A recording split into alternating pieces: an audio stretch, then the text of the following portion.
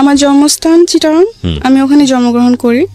আর আমার দেশের বাড়ি হচ্ছে ময়মনসিং। জি। আমার বাবা মা ময়মনসিং এ থাকেন, তো ওরা বিয়ের পর ওখানে সেট হয়ে যায়। বিয়ের পর ওখানে ময়মনসিং থেকে ওরা চিটাগাং সেট হয়ে যায়। আচ্ছা। ওখানে আমার বাপ মা ওখানে থাকে। আমরা হচ্ছে আপনার 5 বোন 4 ভাই। 5 বোন 4 ভাই। আপনার পজিশন?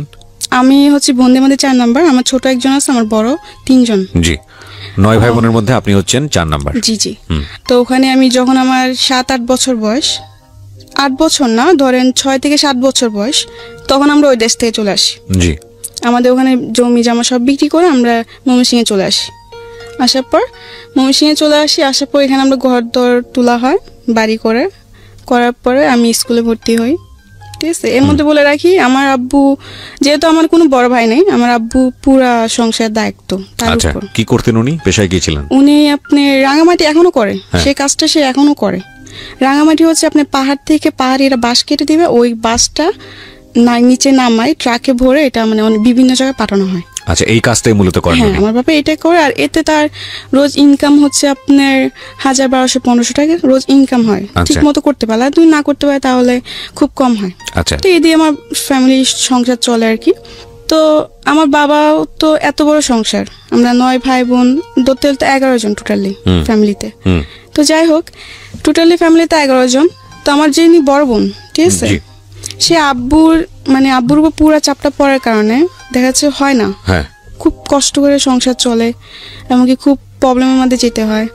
ঠিক মতো খাওয়া দাওয়া খেতে পারে না বা ওষুধপত্র খেতে পারে না আম্মু। তো আমার বোন বলে যে বাসা বাড়ি চাকরি করবে, কাজ করবে সে। তো আমার বোন অনেক ছোট থাকতে বাসা বাড়ি কাজে করে। যখন মাসে 100 টাকা ছিল তখন থেকে আমার বড় বোন বাসা বাড়ি কাজ করে। জি। আর আমার বড় বোনের পরে উনি যিনি ছোট ছিলেন তিনি চলে যায়। আচ্ছা। তারপরেও আমার বড় যিনি তিনি চলে যায়। এতে আমার মানে সবাই কি কাজের বাড়িতে গিয়ে যে না মানে একটা বাসায় থাকে। আচ্ছা, একটা বাসায় থেকে কাজ করতো? হ্যাঁ, কাজ করতো। আর খাওয়া দাওয়া সব ওদের উপর ছিল। ওকে। মাস শেষে যে স্যালারিটা দিত এটা বাড়িতে পাঠিয়ে দিত। তো এমনি করে আমাদের সংসার চলে। তখন তো আমি অনেক ছোট, আমি পড়াশোনা করছি স্কুলে। তো যখন আমি স্কুলে যেতাম, পড়াশোনার সাথে সাথে আমার ফ্যামিলি অনেক দায়িত্ব ছিল, যেহেতু আমি বোনদের মধ্যে বড় ছিলাম। আমার 3 বোন তো ঢাকায় শহরে থাকতেন, চিটাগাংয়ে থাকতেন তারা। আমাদের অনেক ঋণ ছিল, মানে ধার করে অনেক জনের থেকে টাকা নেওয়া হতো। কারণ দেখা যাচ্ছে আমার আম্মু অনেক অসুস্থ ছিল। তো অসুস্থ থাকার পর আমার আম্মুকে হসপিটালে ভর্তি করানো হয়। তো তখন অনেক টাকা লেগে যাওয়ার পর ওগুলো ধার করে নেওয়া হয় লাভের উপরে। যে 5000 আনলে 6 মাস পরে 5000 টাকার মধ্যে 2500 টাকা লাভ দিতে হবে। আচ্ছা। এরকম ভাবে আনা হয়। তো অনেক টাকা এই মানুষ থেকে আনা হয়েছে। তো ওগুলো ভাঙার জন্য আমার বোনরা ডিসাইড করে যে ওরা বাসা বাড়ি কাজ করবে। তো স্কুলে যেতাম, তখন স্কুলে বসে বসে দেখতাম মাদ্রাসার মানুষ যেত, মানে মেয়েরা যেত বোরকা পরে, হাতে টিফিন কানি বাটি নিয়ে। তো আমার খুব ইচ্ছে হতো আমিও যদি যেতাম এভাবে, তো কত ভালো হতো। আমার স্বপ্ন ছিল, আমার ছোট থেকে একটা স্বপ্ন যে আমি পড়াশোনা করবো, কিছু একটা হব, নিজের পায়ে দাঁড়াবো। আমি পড়ার দিকে আরবি বলেন বাংলা বলেন দুটো দিক থেকে ভালো ছিল। এগুলো খেয়াল রাখবেন প্রিয় শ্রোতা। একটা শিশু কোমলমতি মন নিয়ে পৃথিবীতে আসে এবং সব ভালো ইন্টেন্স গুলো নিয়ে দুনিয়াতে আসে। আমাদের সমাজ, আমাদের সিস্টেম, আমাদের পারিপার্শ্বিক অবস্থা কখনো কখনো এই চমৎকার মন নিয়ে আসা শিশুদের উপরে এমন বাস্তবতাকে চাপিয়ে দেয় যে তাদের জীবনটা দুর্বিষহ হয়ে যায়। বুঝতেই পারছেন আজকে যেহেতু সিক্রেটসে আছে, তার মানে নিজের ভুলগুলো নিয়ে এখানে এসছে। সো ধৈর্য ধরে এই বিষয়গুলো খেয়াল রাখবেন, যাতে করে ওর যখন মন্দ দিকগুলো এখানে রিভিল হবে, তাতে করে আপনাদের এই ভালো দিকগুলোর কথা মনে করে নিজের রিয়ালাইজেশনটা হয়। আমরা সবসময় যে কথাটা বলি যে একজন মানুষ যিনি এখানে কনফেস করছেন তার দিকে আঙ্গুল তোলা আমাদের উদ্দেশ্য নয়, তাকে শুনে তার জীবনের পরিণতি জেনে নিজে সচেতন হওয়াটাই মূলত আমাদের অনুষ্ঠানের উদ্দেশ্য। তো আমার খুব ইচ্ছে ছিল আমি যদি মাদ্রাসা যেতাম এভাবে, তাহলে তো আমিও টিফিন ক্যান করে ভাত নিয়ে যেতাম। মানে আমার খুব শখ এগুলো। আমার ছোট থেকে যেমন কিছু কিছু শখ আমার খুব গেছিল। আমি জালি দিয়ে মাছ মারতে খুব পছন্দ করতাম। আচ্ছা, ভিলেজে। বুঝতে পারছেন যে একেবারে গ্রাম অঞ্চলে বড় হওয়া। জি জি। তো আরো কিছু শখ আছে, যেমন শাড়ি পরা। মেয়েদের খুব কমন শখ। হ্যাঁ, যাই হোক এরকম কিছু শখ। আর ছোট থেকে আমি ছেলেদের সাথে চলাফেরা করতে বেশি পছন্দ করতাম। আচ্ছা। মেয়েদের সাথে আমার খুব কমই চলাফেরা হতো, ঝগড়া হতো বেশি। ছেলেদের সাথে আমি বেশি ফ্রি থাকতাম। ছোট থেকে আমার এরকম শখ, ঠিক আছে। তো তো আমি স্কুলে পড়ি, স্কুলে পড়ার পর এক পর্যায়ে আমি আমার আম্মুকে বলি যে আম্মু আমি স্কুলে পড়বো না, আমি মাদ্রাসায় পড়বো। তো আমার আম্মু এটা শুনে অনেক খুশি হয় যে মাদ্রাসায় পড়বে, এটা তো খুব ভালো কথা। আমার মারও খুব ইচ্ছে যে আমার মেয়ে বা ছেলে মাদ্রাসায় পড়বে, একটা ভালো কিছু হবে, এটা আমার মার খুব শখ। জি, যার জন্য আমার দুই ভাইকে এখন মাদ্রাসায় ভর্তি করানো হয়েছে। আচ্ছা। তো আস্তে আস্তে আমি মাদ্রাসায় যাই এভাবে। যেরকম আগে স্কুলে যখন যেতাম তখন সকালবেলা আরবি পড়তাম, আরবি পড়ে নাস্তা করে আবার সকালে স্কুলে চলে যেতাম। স্কুল থেকে এসে গোসল টোসল করতাম, মাছ টাছ মেরে গোসল করতাম, গোসল করে খাওয়া দাওয়া করে বাজারে যেতাম। জি, বাজার টাজার করে আনতাম, যেহেতু আমার আব্বু দেশে থাকতো না। আমার আব্বু মাসে 2-3 মাসে একবার আসতেন এরকম ভাবে, আর টাকা পাঠাই দিত। আচ্ছা। আমার বোনরাও টাকা পাঠিয়ে দিত, আর ফোনে কথা হতো। তো এমনি করে সব দায়িত্ব আমার দেখতে হতো, যেমন সবকিছু মাছ মারা থেকে শুরু করে লাকড়ি আনা, তারপর বাজার টাজার সম্পূর্ণ সবকিছু আমি করতাম। বিলে যাওয়া, মরিচ তোলা, যেটা ওই গ্রামে যাওয়ার মানুষ যারা করে আর কি, ঠিক জি, আছে। জি, তো একটা পর্যায়ে আমার আব্বু অসুস্থ হয়ে পড়ে। আমার 2 বড় বোনের বিয়ে হয়ে যায়। আচ্ছা। 2 বড় বোনের বিয়ে হয়ে যাওয়ার পরে আমার বড়জন একজন থাকে, ঠিক আছে, একজন বাসায়। তখন তো খুব আপনি অল্প টাকা হতো। এখন যেরকম একটা বাসায় কাজ করলো 7,000-8,000 টাকা বেতন দেয়, কিন্তু তখন তো আর এটা ছিল না। রাইট। 2-3 হাজার টাকা পেতো, এতে তো আমার বোনেরও খরচা ছিল, এই কামাই দিতে হতো না। কারণ দিনে আব্বুরও বয়স হইতেছে, আব্বু তো আগের মতো সেই রোজ কামাই করতে পারে না। জি। তো যাই হোক একটা পর্যায়ে দেখলাম আব্বু অসুস্থ হয়ে পড়ে। আমার ফ্যামিলিতে খুবই একটা খারাপ সময়, ঠিক আছে। আমার বোনের টাকা দিয়ে আমাদের ফ্যামিলি চলে না, সংসার চলে না। আমার আম্মু তো হাই প্রেশারের রোগী, তো একটু টেনশন করলেই দেখা যাচ্ছে উনি অসুস্থ হয়ে পড়ে। আচ্ছা। অনেক জোরত্ব উনি শরীরটা খারাপ হয়ে যায়। আচ্ছা। তো এরকম আর কি, বেশি টেনশন করতে পারে না কিছু নিয়ে, আর খুবই কষ্ট করে আমার মা। দেখি যে ঠিক মতো ওষুধ না খাওয়ার ফলে আমার মা খুবই অসুস্থ হয়ে পড়ে। ওকে। তো এগুলো দেখতে আমার ভালো লাগতো না, যেহেতু ছোট থেকে আমি খুব মানে আমার মানুষের প্রতি মায়াটা অনেক বেশি। ওকে। তো আমি পড়াশোনা করতাম আর এগুলো দেখতাম, ঠিক মতো মাদ্রাসায় খাবার নিতে পারতাম না, খাবার কষ্ট করতাম, তো আমার ভালো লাগতো না। ঈদ আসতো একটা ভালো জামা পড়তে পারতাম না, কারণ দিতে পারতো না, ক্ষমতা ছিল না, টাকা পয়সা নাই, কেমনে দিবে। যাই হোক, পরে এরকম একটা পর্যায়ে অনেক সমস্যা হয় ফ্যামিলিতে। তো আমি বলি কি আমি পড়াশোনা করবো না, আমি মাদ্রাসা পড়বো না, আমি ঢাকা চলে যাবো, আমি বাসায় বাসায় কাজ করবো, এতে তো একটু হলেও সমস্যা কমবে। তো আমার আম্মু বলছে না দরকার নেই, দরকার বলে সারাদিন একবার খাবি, তবু মাদ্রাসায় পড়, আচ্ছা, পড়লে তোরই ভালো। মেয়ে যদি মাদ্রাসা পড়ে বা একটা ছেলে যদি মাদ্রাসা পড়ে আলিম হতে পারে, আর যদি মরে যায় তো আল্লাহর কাছে অন্তত জবাব দিতে, অনেক কিছু বলে আমাকে। বলার পর আমি বলছি না আমি পড়বো না। ছোট থেকে খুব শখ যে মানে 3 তলা 4 তলা বিল্ডিং দেখবো, দেখি নাই কোনোদিন, ঠিক আছে। আমার খুব শখ ছিল, এই ঢাকায় আসা আমার খুব ইচ্ছে ছিল ছোট থেকে। ওকে। এক পর্যায়ে আপনি রাজি করেন? হ্যাঁ, এক পর্যায়ে আমি রাজি করি আম্মুকে। তো আমাদের গ্রামে একটা আন্টি ছিলেন, সে আবার বাসা বাড়িতে মেয়ে দিত নিয়ে। আচ্ছা, কাজের মেয়ে দিত? হ্যাঁ, কাজের মেয়ে দিত। তো আমার আম্মু এক পর্যায়ে ওই আন্টির সাথে কথা বলে, বলার পর আন্টি এরকম এরকম তারিখ বলে যে এরকম এই তারিখে নিয়ে যাব সকালে। আমি তো খুশি, আমি ঢাকা যাব, আমার এতদিনের স্বপ্ন পূর্ণ হবে। যাই হোক, ঢাকায় আসলাম, বাসা বাড়িতে গেলাম। ফার্স্টে মন বসতো না, কালি কান্না করতাম। তখন আমি ছোট ছিলাম, তখন আমার বয়স ছিল 10 বা 11-র মধ্যে, এরকম কিছু একটা বয়স, ঠিক আছে। কাজ করতে করতে কান্না করতাম, বা কাজ সেরে কান্না করতাম, রাত্রে ঘুমাইতাম না, কান্নাকাটি করতাম। তো এমনি আস্তে আস্তে কান্নাকাটি করতে করতে একসময় আমার মন বসে যায়, আচ্ছা, ভাল লাগতে থাকে। আচ্ছা, একটা বাসার মধ্যে প্রায় 8-9 মাস ছিলাম। তো 8-9 মাস বেশ ভালোই ছিল, ঠিক আছে। একটা পর্যায়ে দেখি যে বাসায় থাকি ওই বাসার আন্টি খুব চিল্লাপাল্লা করে, বা সাধারণ কিছু নিয়ে বকাঝকা করে, সন্দেহ করে। আর ওই বাসাটা আমাদের কিরকম ছিল যে উনি আবার ওরাও গ্রামেরই, ঢাকার মিডিল ক্লাস ফ্যামিলি, বেশি বড় লোক না ওরা, খুব ওদের মার্কেটে একটা দোকান ছিল, ওটা দিয়ে আর কি চলতো। তো ওদের বাসায় আমি কাজ করতাম, তখন আমার বেতন ছিল মাত্র 1500। তো মাস শেষে বেতন বাড়িতে পাঠিয়ে দিতাম, আব্বু নিয়ে যেত, না হলে আম্মু নিয়ে যেত, না হলে তখন তো মনে হয় বিকাশ ছিল কি ছিল না আমার পুরোটা খেয়াল নাই। তো যাই হোক, এমনি করে বাড়িতে টাকা পাঠাই দিতাম, আমি রাখতাম না। তো এমনি 8-9 মাস করার পর দেখলাম যে আন্টি অযথা বকাঝকা বা গায়ে হাত তুলতে আসে, এরকম কিছু একটা করে। তো আমি বলছি আমি থাকবো না। আচ্ছা যাই হোক, থাকবো না। বলে কেন থাকবেন, এসে অনেক কিছু করে ওই বাসাতে আমি চলে আসি। চলে এসে আরেকটা বাসায় যাই, ঠিক আছে।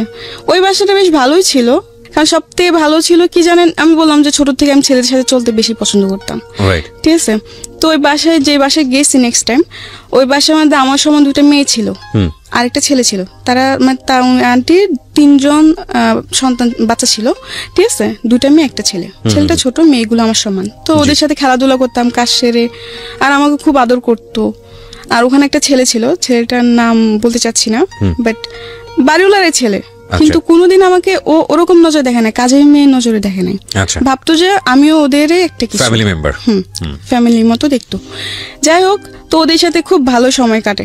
আস্তে আস্তে ওখানে বেশ অনেকদিনই ছিলাম, ঠিক আছে। তো একটা পর্যায়ে ওই বাড়ির যে মানে আঙ্কেল, আমি উনিকে আবার আঙ্কেল আন্টি বলতাম, ঠিক আছে। আঙ্কেল একটা পর্যায়ে দেখি কি যে কিরকম জানি একটু অদ্ভুত টাইপের ব্যবহার করতে থাকে। আপনার বয়স তখন কত? তখন আমার বয়স 10 থেকে 11। 10 থেকে 11, ওকে। তো এত কিছু বুঝতাম না তখন। আমি দেখলাম কয়েকদিন যাওয়ার পর, কয়েকদিন কিছু না, সবকিছু একদম ঠিক, আমি অনেক হ্যাপি। হ্যাঁ, সবার সাথে খুবই মিলেমিশে চলছে। হ্যাঁ, মিলেমিশে চলছি, খাওয়ার সময় খাইতেছি, আবার টিভি দেখার সময় মানে খুবই মানে আমি মনে করতাম কি যে সময়টা আমি আমার গ্রামে পার করতে পারি নাই এত হাসি মজা করে, এটা আমি এখানে করতেছি। যাই হোক, একটা পর্যায়ে দেখি যে আঙ্কেল একটু অন্য টাইপের হয়ে গেছে। এরকম যে মানে রাত্রে দেখি রুমের পাশে এসে দাঁড়ায় থাকা, বা রাত্রে ঘুমানো পরে আর কি, ঠিক আছে। তো আমার একটা অভ্যেস ছিল কি, আমি টিভি দেখতাম। আচ্ছা, অনেক রাত্রি পর্যন্ত টিভি দেখতাম, 2টা-3টা পর্যন্ত আমি টিভি দেখতাম। তো আমি সব কাজকর্ম ছেড়ে আড্ডা মেরে শেষ হওয়া যাওয়ার পরে খাওয়া দাওয়া সেরে ওরা ঘুমায় পড়তো। তো ওরা তো ওদের বেডরুমে যে ঘুমায় পড়তো, তা আমি ড্রয়িং রুমে বসে টিভি দেখতাম। আচ্ছা, রাতে 2টা-3টার মতো টিভি দেখতাম। তো একটা পর্যায়ে দেখি যে ওই ঘরে আঙ্কেল রাত্রে হঠাৎ করে এসে ডাক দেওয়া, বা আমাকে বলতো যে পানি নিয়ে আসো, এটা সেটা। তো আমি নিয়ে যেতাম। কিন্তু একটা পর্যায়ে দেখি যখন আমাকে বলতো পানি নিয়ে যাও, তখন যখন আমি ওকে পানিটা দিতে যাব, তখন আমার গ্লাসটা না আমার হাতটা ধরতো। মানে এরকম ভাবে অনেক কিছু অড জিনিস আপনি খেয়াল করলেন, এবং যেটা আপনার কাছে খুব অস্বস্তিকর মনে হতো। আচ্ছা, তো আমি মনে মনে ভাবলাম যদি বলি তো হয়তো সবাই আমাকে দোষারোপ করবে, মিথ্যা বলতিস, এরকম কিছু না, কারণ তারও তো 2টা মেয়ে আছে। আচ্ছা, ঠিক আছে। পরে কিছু বলি নাই। পরে আমার বড় বোন ছিলেন, আবার আমি যেখানে থাকতাম ওখান থেকে কিছুটা দূরে আমার বড় বোনের বাসা, ওখানে সে কাজ করতো। তো আমি আমার বড় বোনকে বলি আমি থাকবো না এই বাসায়। কিন্তু আমার আরেকদিকে মায়া ছিল ওই ছেলেটার প্রতি, কারণ ওদের সাথে আমি এত ভালো সময় কাটাইছি, ও আমি চলে যাই, ওদেরকে খুব মিস করবো, আমি যেতে চাইছি, কিন্তু না যে আমি পারতেছি না, আমার এগুলো ভালো লাগছে না। তো আমার বোনকে বলে আমি থাকবো না, আমি চলে যাবো। তো আমার বোন বললো কেন, এতদিন বললে এত ভালো এখন তুই চলে যাবে, কারণ কি? আমি বলছি না আমার ভালো লাগে না, আমি থাকবো না, আমি চলে যাবো। এরকম বলার পর আমার বোন অনেক কারাগারি করে। এই 2 দিন পর বাসা চেঞ্জ করে, এটা কি ভালো? কিন্তু আমি কেন বাসা চেঞ্জ করি এটা তো ওরা জানে না, আমি তো ওদের সাথে শেয়ার করি না জিনিসটা। এমনি করে আমার বোন বলে থাক, দেখ বাড়িতে অনেক প্রবলেম, কয়েকটা মাস থাক কষ্ট করে। তো এমনি এমনি আমি 2টা মাস থাকি। থাকার পর খুবই দেখা যাচ্ছে আমি রাতে ঠিক মতো ঘুমাতাম না, ভয় থাকতো সবসময়, মনে মধ্যে ভয় কাজ করতো। কারণ এই জিনিসগুলোর সাথে তো আমি আগে কোনোদিন মানে ভাবি নাই যে এরকম কিছু একটা, মানে অনেক কিছু মানে গ্রামের টাইপে ছিলাম, এত বুঝ জ্ঞান বা এত ইন ডিটেইল ইন ডেপথ জানা ছিল না। না জানা ছিল না। 2 মাস থেকে আমি বাসা থেকে চলে আসি, কিন্তু আমার মন খারাপ ছিল ওদের জন্য, যে সবাইকে ছেড়ে চলে আসছে। আমি অনেক আসার পর অনেক কান্নাকাটি করি। তো আমার বোন বলে কি তোর এখানে থাকতে হবে, তুই আমার খালাম্মাদের কাছে চলে যা। আমার খালারা তখন কলাবাগান থাকতেন। আচ্ছা, ওখানে ওরা খালারাও কাজ করতেন। আচ্ছা, তো আমার বোন বলে তো ওরা ওদের কাছে চলে যা। তো আমি এক পর্যায়ে আমার খালাম্মাদের কাছে চলে যাই, ঠিক আছে। ওখানে যাওয়ার পর ওরা আমাকে একটা বান্দা বাসায় দেয়। ওই বাসাতে আমি একটা বেবি রাখতাম, বাচ্চা, মানে বাচ্চার দেখাশোনা করতে। হ্যাঁ, বাচ্চার দেখাশোনা করতাম। তো যখন আমি যাই তখন ওর বাচ্চার বয়সটা ছিল আপনার 2 থেকে 2.5 মাস, অনেক ছোট। আর ওর বাপ মা দুজনে চাকরি করতেন, চাকরিজীবী ছিলেন, হাজবেন্ড আর ওয়াইফ। আমি ওই বাচ্চা দেখাশোনা করতাম ছোট থেকেই, ওকে খাওয়ানো দাওয়ানো সবকিছুই আমার দায়িত্ব ছিল, গোসল থেকে নিয়ে ঘুম পাড়ানো। তো বাচ্চার বয়স কত ছিল? ওই যে বললাম 2.5 মাস। 2-2.5 মাসের বাচ্চার পুরো দায়িত্ব আপনার উপর? হ্যাঁ, আমার উপর। তখন আপনার বয়স কত? আমার তখন বয়স হচ্ছে আপনার 12 12 very tough job, very very tough job. হ্যাঁ, ঠিক আছে। তখন আমি তো নিজে একটা বাচ্চা, আমি একটা বাচ্চাই কি করবো। তবে একটা জিনিস সবসময় মাথায় ভাবতাম যে আমার করতে হবে, কারণ যদি আমি না করতে পারি তাহলে আমি কাজ করবো কি করে আর টাকা কামাই করবো কি করে। তখন আমার এই চেষ্টা ছিল। আমি ছোট থেকে একটা কি, আমি কোনো কিছুর জন্য হার মানতাম না সহজে। আমি যেটা হয় না এটা আমি করবো, বারবার চেষ্টা করবো। তো তখন ওই বাচ্চার দেখাশোনা সব আমি করতাম। তো এমনি এমনি বেশ বাচ্চার সাথে এমনি থাকতে থাকতে বাচ্চা আস্তে আস্তে বড় হয়, ঠিক আছে। বড় হতে থাকলো, বেশ ভালোই সময় কাটতেছিলাম, বেবির সাথে খেলাধুলা করতাম। ফলে কি একটু কষ্ট হতো, যেমন রাতে 2টা-3টার মধ্যে জায়গা থাকতে হতো আমার বাচ্চাকে নিয়ে। তো এদিক থেকে আমি একটু কষ্ট পেতাম, ঘুমের থেকে আমি খুব কষ্ট করতাম, ঘুম জিনিসটা বেশি কষ্ট করতাম আমি ওখানে।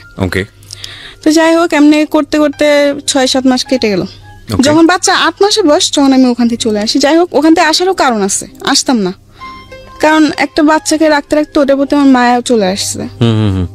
কিন্তু ওরা এমন কিছু করতেছিল তখন যে না এসে আমি পারতেছি না, কারণ একটা সহ্যের সীমানা থাকে। ওখানে কিছু প্রবলেম হতেছে যে বাচ্চা কান্না করতেছে কেন, এটা জবাব দিতে হবে আমার। এখন স্বাভাবিক, একসময় হাসবে একসময় কান্না করবে, এটাই তো নিয়ম। সবাই তো সবসময় হাসবে না, সবসময় কান্নাও করবে না, এটা তো ওদের বুঝতে হবে। কিন্তু ওটা বুঝে না। ওরা খাবার দিল, খাবারটা পুরোপুরি খায় না। সবসময় কি একটা মানুষ কি সবসময় খাবার শেষ করে উঠতে পারে? এটা বুঝবে না। বলে কি তুই বাচ্চাকে ঠিক মতো খাবার দাবার করাস না, এই করাস না সেই করাস না, অনেক কিছু। মানে এগুলো নিয়ে আমার সাথে অনেক মানে খারাপ ব্যবহার করতে থাকে, অনেক রাফ ব্যবহার করে আমার সাথে। তো এগুলো আমার ভালো লাগে না। তখন তো আমি বেশ একটু হলো বড় ছিলাম, তো আমার এগুলো অনেক খারাপ লাগতো যে গরিব হয়েছে বলে এত অবহেলা। আমার এগুলো ভালো লাগতো না। পরে আমি কি করি, কিছু বলি না। তো একদিন বাচ্চাকে গোসল করাতে নিচ্ছে। হ্যাঁ, গোসল করা নেওয়ার পরে আমি একটা জিনিস ভুলে আনি নাই। গোসল করাতে নিতে হলে শ্যাম্পু, সাবান, তয়লা, অনেক কিছু, গোসলের যা যা আয়োজন সবকিছু আমার তৈরি করতে হতো। তো ওদিন আমি একটা জিনিস ভুলে আনতে মন নেই, ঠিক আছে। ওইটার জন্য ওই আপু আমার গায়ে হাত তুলতে আসে, আমাকে মারতে আসে। আচ্ছা, মারে নাই, ওর মা ধরে ফেলে। কিন্তু ওদিন আমার গায়ে এমন ভাবে নখ দিয়ে ধরে যে আমার পুরো নখের খামচি লেগে রক্ত বের হচ্ছে আমার হাতের থেকে। আচ্ছা, যাই হোক, পরে আমার কান্নাকাটি করি। তখন আমার খালাম্মাকে ফোন দিই, আমি থাকবো না। কেন থাকবি না? যে আমাকে মারতে আসছে। কেন মারতে আসছে? এই কারণ। তখন বলছে হয় এরকম মাঝে মধ্যে, থাক, এগুলো হয়। আমি বলছি না, আমি থাকবো না। এগুলো হয় মানে আমি এতদিন ধরে থাকি, এখন একটা ভুল হয়েছে দেখে ও আমাকে মারতে আসবে, এটা কোনো কথা? আমি রেগে যাই। তো আমার খালা বলছে আচ্ছা ঠিক আছে, যা, থাকবি না তো থাকার দরকার নেই। এখানে একটা বিষয় একটু ইন্টারাপ্ট না করলেই নয়, হয়তো অনেকেই মন খারাপ করবেন আমার ইন্টারাপশন দেখে, কারণ গল্পের কন্টিনিউটি নষ্ট হয়। তারপর বিনীতভাবে বলছি, because this is very important. ছোট বাচ্চা যেসব কাজের লোক যারা টেক কেয়ার করে, তাদের কিন্তু শুধু ছোট বাচ্চার হ্যাসেলটা নিতে হয় না, আরেকটা ভয়াবহ রকমের হ্যাসেল আছে, সেটা হচ্ছে এই মায়ের হ্যাসেল। এই কারণে বলছি যে মা যদি প্রথম সন্তান হয়ে থাকে, খুব কনসার্ন থাকে তার উপর, বাচ্চাটার উপরে, এক। আর দুই নম্বর হচ্ছে মেডিকেলি আপনারা যদি যোগাযোগ করেন তাহলে দেখবেন ওই সময় শরীরে একটা হরমোন থাকে মায়েদের শরীরে, যেটা তাদের অনেক বেশি অ্যাংরি রাখে, অনেক বেশি রাগান্বিত রাখে। সো পান থেকে চুন খসলেই দেখবেন যে অনেক বেশি মেজাজ করছে। তো ওই হ্যাসেলটাও কিন্তু ওই কাজের লোকের উপরে গিয়েই পড়ে। সুতরাং বুঝতেই পারছেন ইটস এ ডিফিকাল্ট জব। আমরা মাদেরকে নিয়ে কথা বলি, কিন্তু যখন এটা ডাইভার্ট হয়ে কাজের মানুষের উপর চলে যায়, তখন কিন্তু সেটা আরো ভয়ানক আকার ধারণ করে। এবং 12-13 বছরের ছোট্ট একটা কাজের মেয়ে, তার কিন্তু এই জিনিসটা বোঝার বিষয় না। সো খুব স্বাভাবিকভাবেই তার উপরে হ্যাসেলটা অনেক বেশি হয়, যেটা ওর জায়গা থেকে কিছুটা হলেও আমার কাছে মনে হচ্ছে যে এরকম হলেও হতে পারে। হ্যাঁ, বলেন। তারপর পরে আমার খালাম্মাকে আনার পর আমার খালাম্মা বলে থাক। তা আমি বলছি আমি থাকবো না, আমার এগুলো ভালো লাগে না। আমার বাচ্চা রাখতে খুব কষ্ট হয়, আমার ঘুমের খুব কষ্ট হয়। আমি দেখা যাচ্ছে বাচ্চা রাখতে রাখতে বিকাল 4টা-5টা বাজে, আমি দুপুরে খাবার খেতে পারি না। বাচ্চা ঘুমালে তবে আমার খেতে হবে, ঠিক আছে। এখন বাচ্চা না ঘুমালে এমনও দিন যায় 4টা-5টা বাজে আমি দুপুরে খাবার খেতে পারি না। আবার বোর সকালবেলা উঠতে হয়, রাত 2টা-3টা বাজে শুয়ে আবার বোর 6টা-7টার সময় উঠা অফিসে যাবে, তোর সবকিছু তৈরি করতে এমনি আমার খুবই কষ্ট হয়ে যায়। আমি অসুস্থ হয়ে পড়তেছিলাম। তো এমনি বললো আচ্ছা ঠিক আছে, আর 1 মাস থাক তুই, আরেকটা বাসা দেখে তখন নিয়ে যাবো তোকে। তো আমি বলছি আচ্ছা ঠিক আছে। তো এমনি বলে ও আপুদের সাথে কথা বলে আমার খালাম্মা যে ঠিক আছে, তোমরা একটা নতুন মানুষ দেখে নাও, আমার বোনজি থাকবে না, তো ওকে আমরা 1 মাস পর নিয়ে যাবো, তোমরা 1 মাসের মধ্যে আরেকটা মানুষ নিয়ে নাও। তো আচ্ছা ঠিক আছে। তো ওখান থেকে আমি চলে আসি। চলে আসার পর আমি আরেকটা বাসে যাই, ঠিক আছে। ওখানে যাওয়ার পরে ওখানে আপনি ছিল হচ্ছে আঙ্কেল আন্টি 2জন জব করতো, উনি 2 মেয়ে ছিল। 2 মেয়ে থেকে 1 মেয়ে বিয়ে হয়ে পর শ্বশুর বাড়িতে, আরেক মেয়ে ভার্সিটিতে পড়ে, আচ্ছা কলেজে পড়ে। তো আচ্ছা, ওখানে বেশ ভালোই কাটতেছে সময়। কিন্তু একটা পর্যায়ে আবার সে একই প্রবলেম লক্ষ্য করলাম যে আঙ্কেল একটু মানে তার নজর একটু অন্যরকম হয়ে গেছে। তখন আপনি মোটামুটি বোঝেন যাদের ব্যাড ইন্টেনশন আছে, আপনি এটা তখন মোটামুটি বোঝেন, হালকা হলে বুঝি। আচ্ছা, তো যাই হোক, পরে ভাল লাগে না। এই তখন মনে মনে বলি যে আমি যেখানে যে আমার কপালে কি এগুলোই মিটে, এগুলোই জুটে, আমার কি একটা ভালো বাসা হবে, জুটবে না কপালে, এগুলো বলে কান্নাকাটি করতাম আর কি। তো আবার বলে আমি থাকবো না, ঠিক আছে। তো এক পর্যায়ে আমার খালাম্মার রাগারাগি হবে, থাকবে না মানে রোজ রোজ বাসা পাল্টানো, কয়েকদিন পর বাসা পাল্টানো, এগুলো মানুষ ভালো বলে, এই সেই অনেক কিছু বললো। তো আমি বলছি আমি থাকবো না, যে আমি আর বান্দা বাসা চাকরি করবো না। এক পর্যায়ে বলে আমি বান্দা বাসা চাকরি করুম না। তো বলে কি তুই করবি না তো কি করবি? তো আমি বলছি আমি চাকরি করুম। তুই তোকে এখন কে চাকরি দিব? আমি বলছি কে চাকরি দিব মানে? মানুষকে চাকরি করে না, আমিও চাকরি করুম, আর না হলে আমি রাত্রে কোনো বাসে থাকুম না, আমি সারাদিন কাজ করুম, রাত্রে হলে চলে আসবো। এরকম ভাবে অনেকজন এখনো করে। তো ওরকম ভাবে আমি বললাম যে করবো। তো আমার খালামা ফার্স্টে রাজি হয় যে না ও, তো আমার খালামা বলে কি ও সারাদিন কাজ করে ঘুরবি ফিরবি, বাইরে বাইরে ঘুরবি, এগুলো করতে চাস তোরা, এসে অনেক কিছু বাজে বাজে কথা বলে। তো আমি বলি যে না, আমি কাজ করব, এতে আমি কোনো শয়তানি করবো না, তোমাদের কথা মতো আমি চলবো। তো আমার খালামাকে বলো ফার্স্টে রাজি হয় না, পরে অনেক জোরাজুরি করে আমি রাজি করাই, ঠিক আছে। তো আমি চলে যাই, ওই বাসার থেকে চলে যাই। যাওয়ার পরে একটা বাসা নেই, সারাদিন থাকি, রাত্রে চলে আসি। ওখানে আপনি হচ্ছে রান্না বান্না। তো আমি তো ছোট ছিলাম, আমি রান্না বান্নাটা বুঝতাম, কিন্তু আমার চেষ্টা ছিল আমি করবো, আমি শিখবো, না শিখলে আমি ভবিষ্যতে রান্না করবো কি করে, আমার এটা ভাবনা ছিল। তো আচ্ছা ঠিক আছে, তো ফার্স্টে গেছি, ওই ঘরে আন্টি দেখাই দিত, ঠিক আছে। ওই ঘরে আন্টি আবার নিয়মটা হচ্ছে কি, উনিও জব করতো, বাট উনি হাজবেন্ডের সাথে উনি ডিভোর্স হয়ে যায়। আচ্ছা, ঠিক আছে, ডিভোর্স হয়েছে, উনি 2টা মেয়ে থাকে, ভালোই, 2টা মেয়ে খুব ভালো এবং অনেক ভালো ছিল। তো ওখানে আমি রান্না বান্না করি। তা একটা পর্যায়ে দেখতেছি রান্না বান্নার, হ্যাঁ ওখানে আমি একটা জিনিস লক্ষ্য করে, ওখান থেকে চলে আসে একটাই কারণ, ঠিক আছে। আমি যেটা সত্য কথা, আমি যে আন্টির বাসায় থাকতাম, সে আন্টি একটু ব্যবহারটা অন্যরকম ছিল। আচ্ছা, ঠিক আছে, যেহেতু উনি হাজবেন্ড থাকতেন না, উনি যে ডিভোর্স হয়ে যায়, কিন্তু আন্টির সাথে উনি হাজবেন্ড কোনো সম্পর্ক ছিল না, কিন্তু মেয়েদের সাথে ওর বাবা তো কথা বলবেই। তো যাই হোক, তো একটা বছর দেখি কি যা আন্টির বাসায় প্রতিদিন একটা লোক আসে, কিন্তু যখন আমি প্রশ্ন করলাম কে ওদের মেয়েকে, তখন বলে যে জানি না আঙ্কেল, ঠিক আছে। কিন্তু আচ্ছা, যখন ওরা মেয়েরা বাসায় থাকতো না, তখন ওই আঙ্কেল রাত্রে আসতো, রাত্রে আসে, সারা রাত থেকে সকালে যেত। তো এগুলো আমার ভাবাতে লাগলো কি ব্যাপার, উনি আসে কিছু না, আবার আন্টির রুমে থাকে। যাই হোক, এরকম ভাবে ওরা আঙ্কেলটা আসে, ঠিক আছে। আঙ্কেলটা আসতে আস্তে আস্তে অনেক কিছু জিনিস দেখে আমার মনে সন্দেহ হতে লাগলো। তখন তো আমি একটু হলে বুঝতাম। তো একদিন আমি আন্টি আন্টি ওই আঙ্কেলটা কে, বলে কি ওটা তোর আঙ্কেল। আমি বলছি আঙ্কেল মানে, বলে কি বিয়ে করছে। কিন্তু ওই আঙ্কেলের শুনলাম যে আবার তার আরেকটা সংসারও আছে। আচ্ছা, আমি কিছুটা হলে বুঝতে পারছি যে যেগুলো হচ্ছে সেগুলো ঠিক না, কারণ আঙ্কেল একটা সংসার আছে, আঙ্কেল হয়তো আরেকটা বিয়ে করছে, মানে আপনার কাছে ভালো লাগছিল না বিষয়টা, ভালো লাগতেছিল না। তো আমি বলি কি আমি এখানে থাকবো না, কারণ ওইখানেও সমস্যা হয়। হ্যাঁ, ওখানেও সমস্যা হয় বলতে কি ওই আঙ্কেল ছাড়া আরো অনেকজনে আসে। আচ্ছা, তো আপনার কাছে পরিবেশটা ভালো লাগেনি, তো আপনি ওখানে চলে গেছি। যাই হোক, যাওয়ার পর আমি বলি কি যে আমি আর বাসায় কাজই করবো না, আমি চাকরি করবো, আমি গার্মেন্টস করবো, না যে কোনো একটা চাকরি করবো। বলে কি এত ছোট মেয়েকে গার্মেন্টস চাকরি দিবে না, এটা সেটা ওইটা তুই পারবি না। তো আমার খালামার সাথে একটা মেয়ে থাকতো, সে আবার গার্মেন্টসে চাকরি করতো। তো আমি বললাম কি আপু তুমি না আমার জন্য একটা গার্মেন্টসে চাকরি দেখো, আমি না তোমার সাথে চাকরি করবো। তো ও বলে কি আচ্ছা ঠিক আছে দেখবো না, এমনি করে বলে কি আচ্ছা ঠিক আছে দেখবো না, এমনি 1 মাস কেটে যায়, মানে সিরিয়াসলি নেয় না আর কি, না সিরিয়াসলি নেয় না জিনিসটা। তো কেটে যাওয়ার পরে আমি কোনো চাকরি টাকরি করি না, এমনি 1 মাস কাটলো, 2 মাস কাটলো, 2 মাসে আমার খালাম্মা আমার কাছে 5,000 টাকা ধার পেয়ে যাবে, কারণ তার কারণে খাওয়ার বিল দিতে হতো, খাওয়া থাকা 2,500 মাসে দিতে হতো। তো এমনি 2 মাসে আমি পুরা বসা, আমার বাড়িতে টাকা পাঠাতে পারতেছি না, ঠিক আছে। আর দ্বিতীয়ত হচ্ছে আব্বু ঠিক মতো কাজ হচ্ছে না, কাজ বন্ধ, অনেক সময় দেখা যাচ্ছে কাজ বন্ধ থাকে, গাড়িগুলো অফ থাকে। 2 মাস পরে কোনো চাকরি হয় নাই, আমি খুব চিন্তায় পড়ে গেছি, এত টাকা বাড়িতেও প্রবলেম হচ্ছে, সাইডে খালাম্মা এত টাকা পাবে কোথা থেকে, কি দিব না দেবো, মাথা পুরো নষ্ট আমার।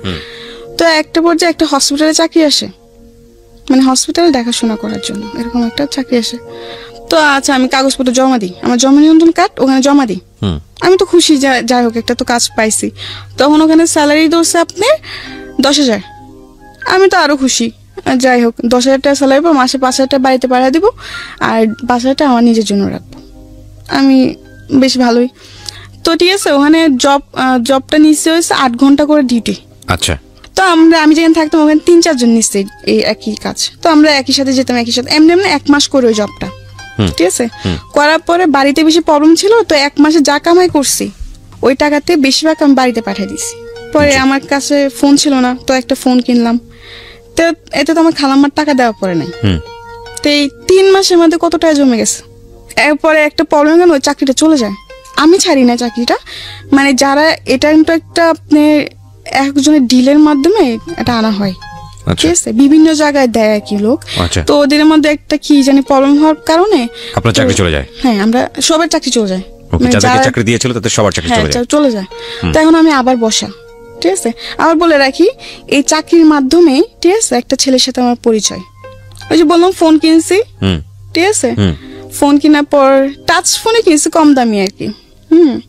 ফোন কিনছি, পর আমার ফোনে প্রবলেম, আমি কারণ বাজার নিয়ে গেছি, ছেলেটার দোকানটা কারণ বাজার, ফোন সার্ভিসিং এ করে, আবার দেখা যাচ্ছে ফোনে গান টান লোডও দেয়, এরকম একটা। তো ওই ছেলের কাছে যাই, ঠিক আছে। তো ওদিন টাচ ফোন, মেমোরিতে প্রবলেম, সেটে ফ্লাশ দিতে হবে, পুরা সেট বাইরে সে হয়ে গেছে। তো ওদিন আমার কাছে টাকা শর্ট ছিল, 250 টাকা না ফ্লাশে ছেলেটা।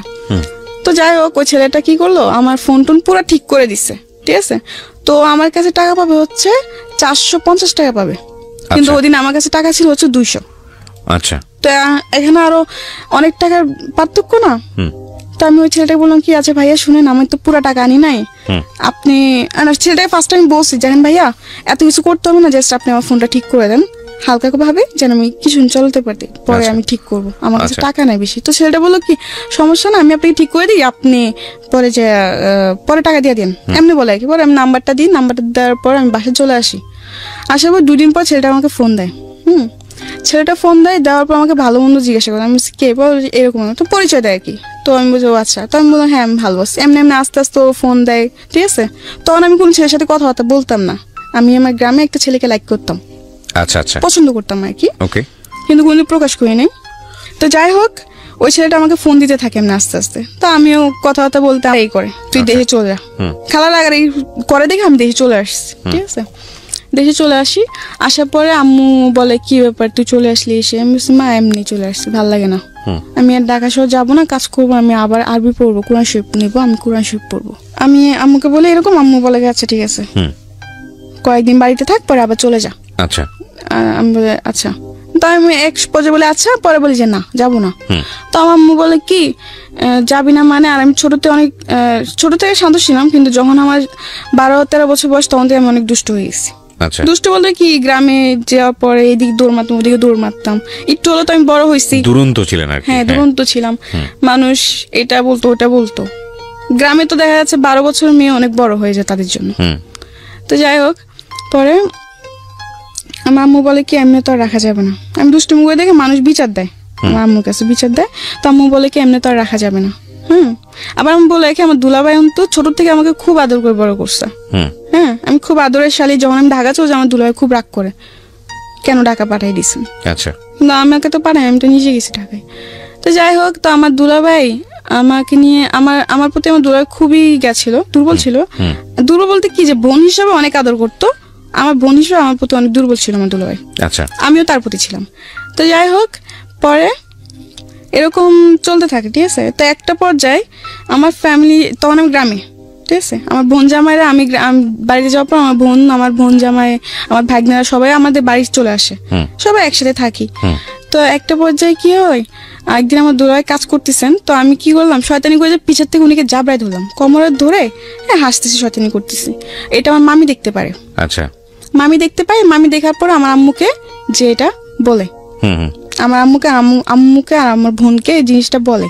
বলার পর ওই জিনিসটা ওর একটু স্বাভাবিক ভাবে নেয় না, জিনিসটা অন্য নজর ভাবে, মামি অন্য ভাবে বলে, অন্য ভাবে নেয়, এটা স্বাভাবিক, বুঝছেন। তো বলার পরে এগুলো নিয়ে আস্তে আস্তে দেখি আমার বোন জামা আর আমার বোন ঝগড়া করতে শুরু করে। মানে সবাই এটা ডাউট যে আমার বোন জামার সাথে আমার কোনো সম্পর্ক আছে, ওকে, কোনো খারাপ সম্পর্ক আছে বা এরকম কিছু, কিন্তু আসলে তো তা না। যাই হোক, এরকম করতে করতে এক পর্যায়ে আমার বোন আর বোন জামার মধ্যে খুবই প্রবলেম ক্রিয়েট হয়, ঠিক আছে, খুবই ঝগড়াঝাটি, কি একটা জানি অবস্থা বলার বাইরে। তো আমার বাপ মা এগুলো দেখে বলে কি আমাকে বিয়ে দিয়ে দিবে। বিয়ের এই 12-13 বছর বয়সে, হ্যাঁ 12-13 বছর বয়সে আমাকে তারা বিয়ে দিয়ে দিবে। তো আমার বোন জামাই বলে যে না, এই বয়সে ওকে কেন বিয়ে দিবেন, ওর বড়জন বাকি মানুষ তো খারাপ বলবে যে ছোটটা বিয়ে হয়েছে, বড়টা বিয়ে হয় না, তার মানে ছোটটা নিশ্চয় কোনো প্রবলেম আছে।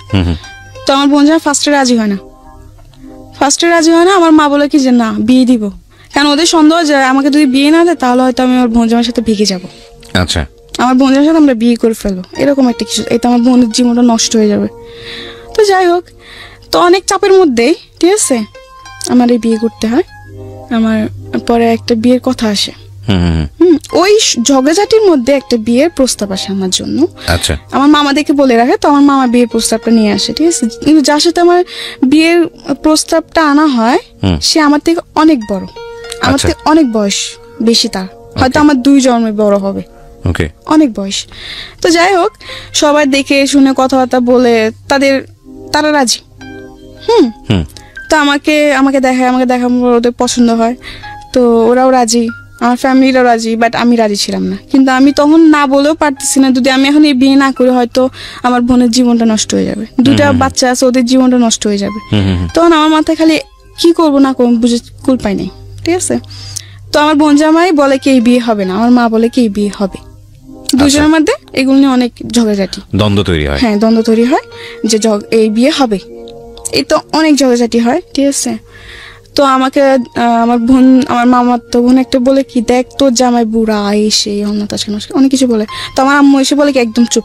আমার মামার তো বোনটাকে বলে যে একদম চুপ থাকো, কি ছেলেরা কি বুড়া হয়, ছেলেরা কি কোনোদিন বুড়া হয়, এগুলো বলে, গ্রামে এখনো বলে এগুলো, এই ছেলেরা বয়স হলে কি বুড়া হয়ে যায়, এটা ওইটা সেটা অনেক কিছু বলে, ঠিক আছে। তো ওদিন আমার কিছু, তো আচ্ছা যাই হোক, ওই দিন কথাবার্তা ফাইনাল, এই বিয়ে পুরো ঠিক আছে।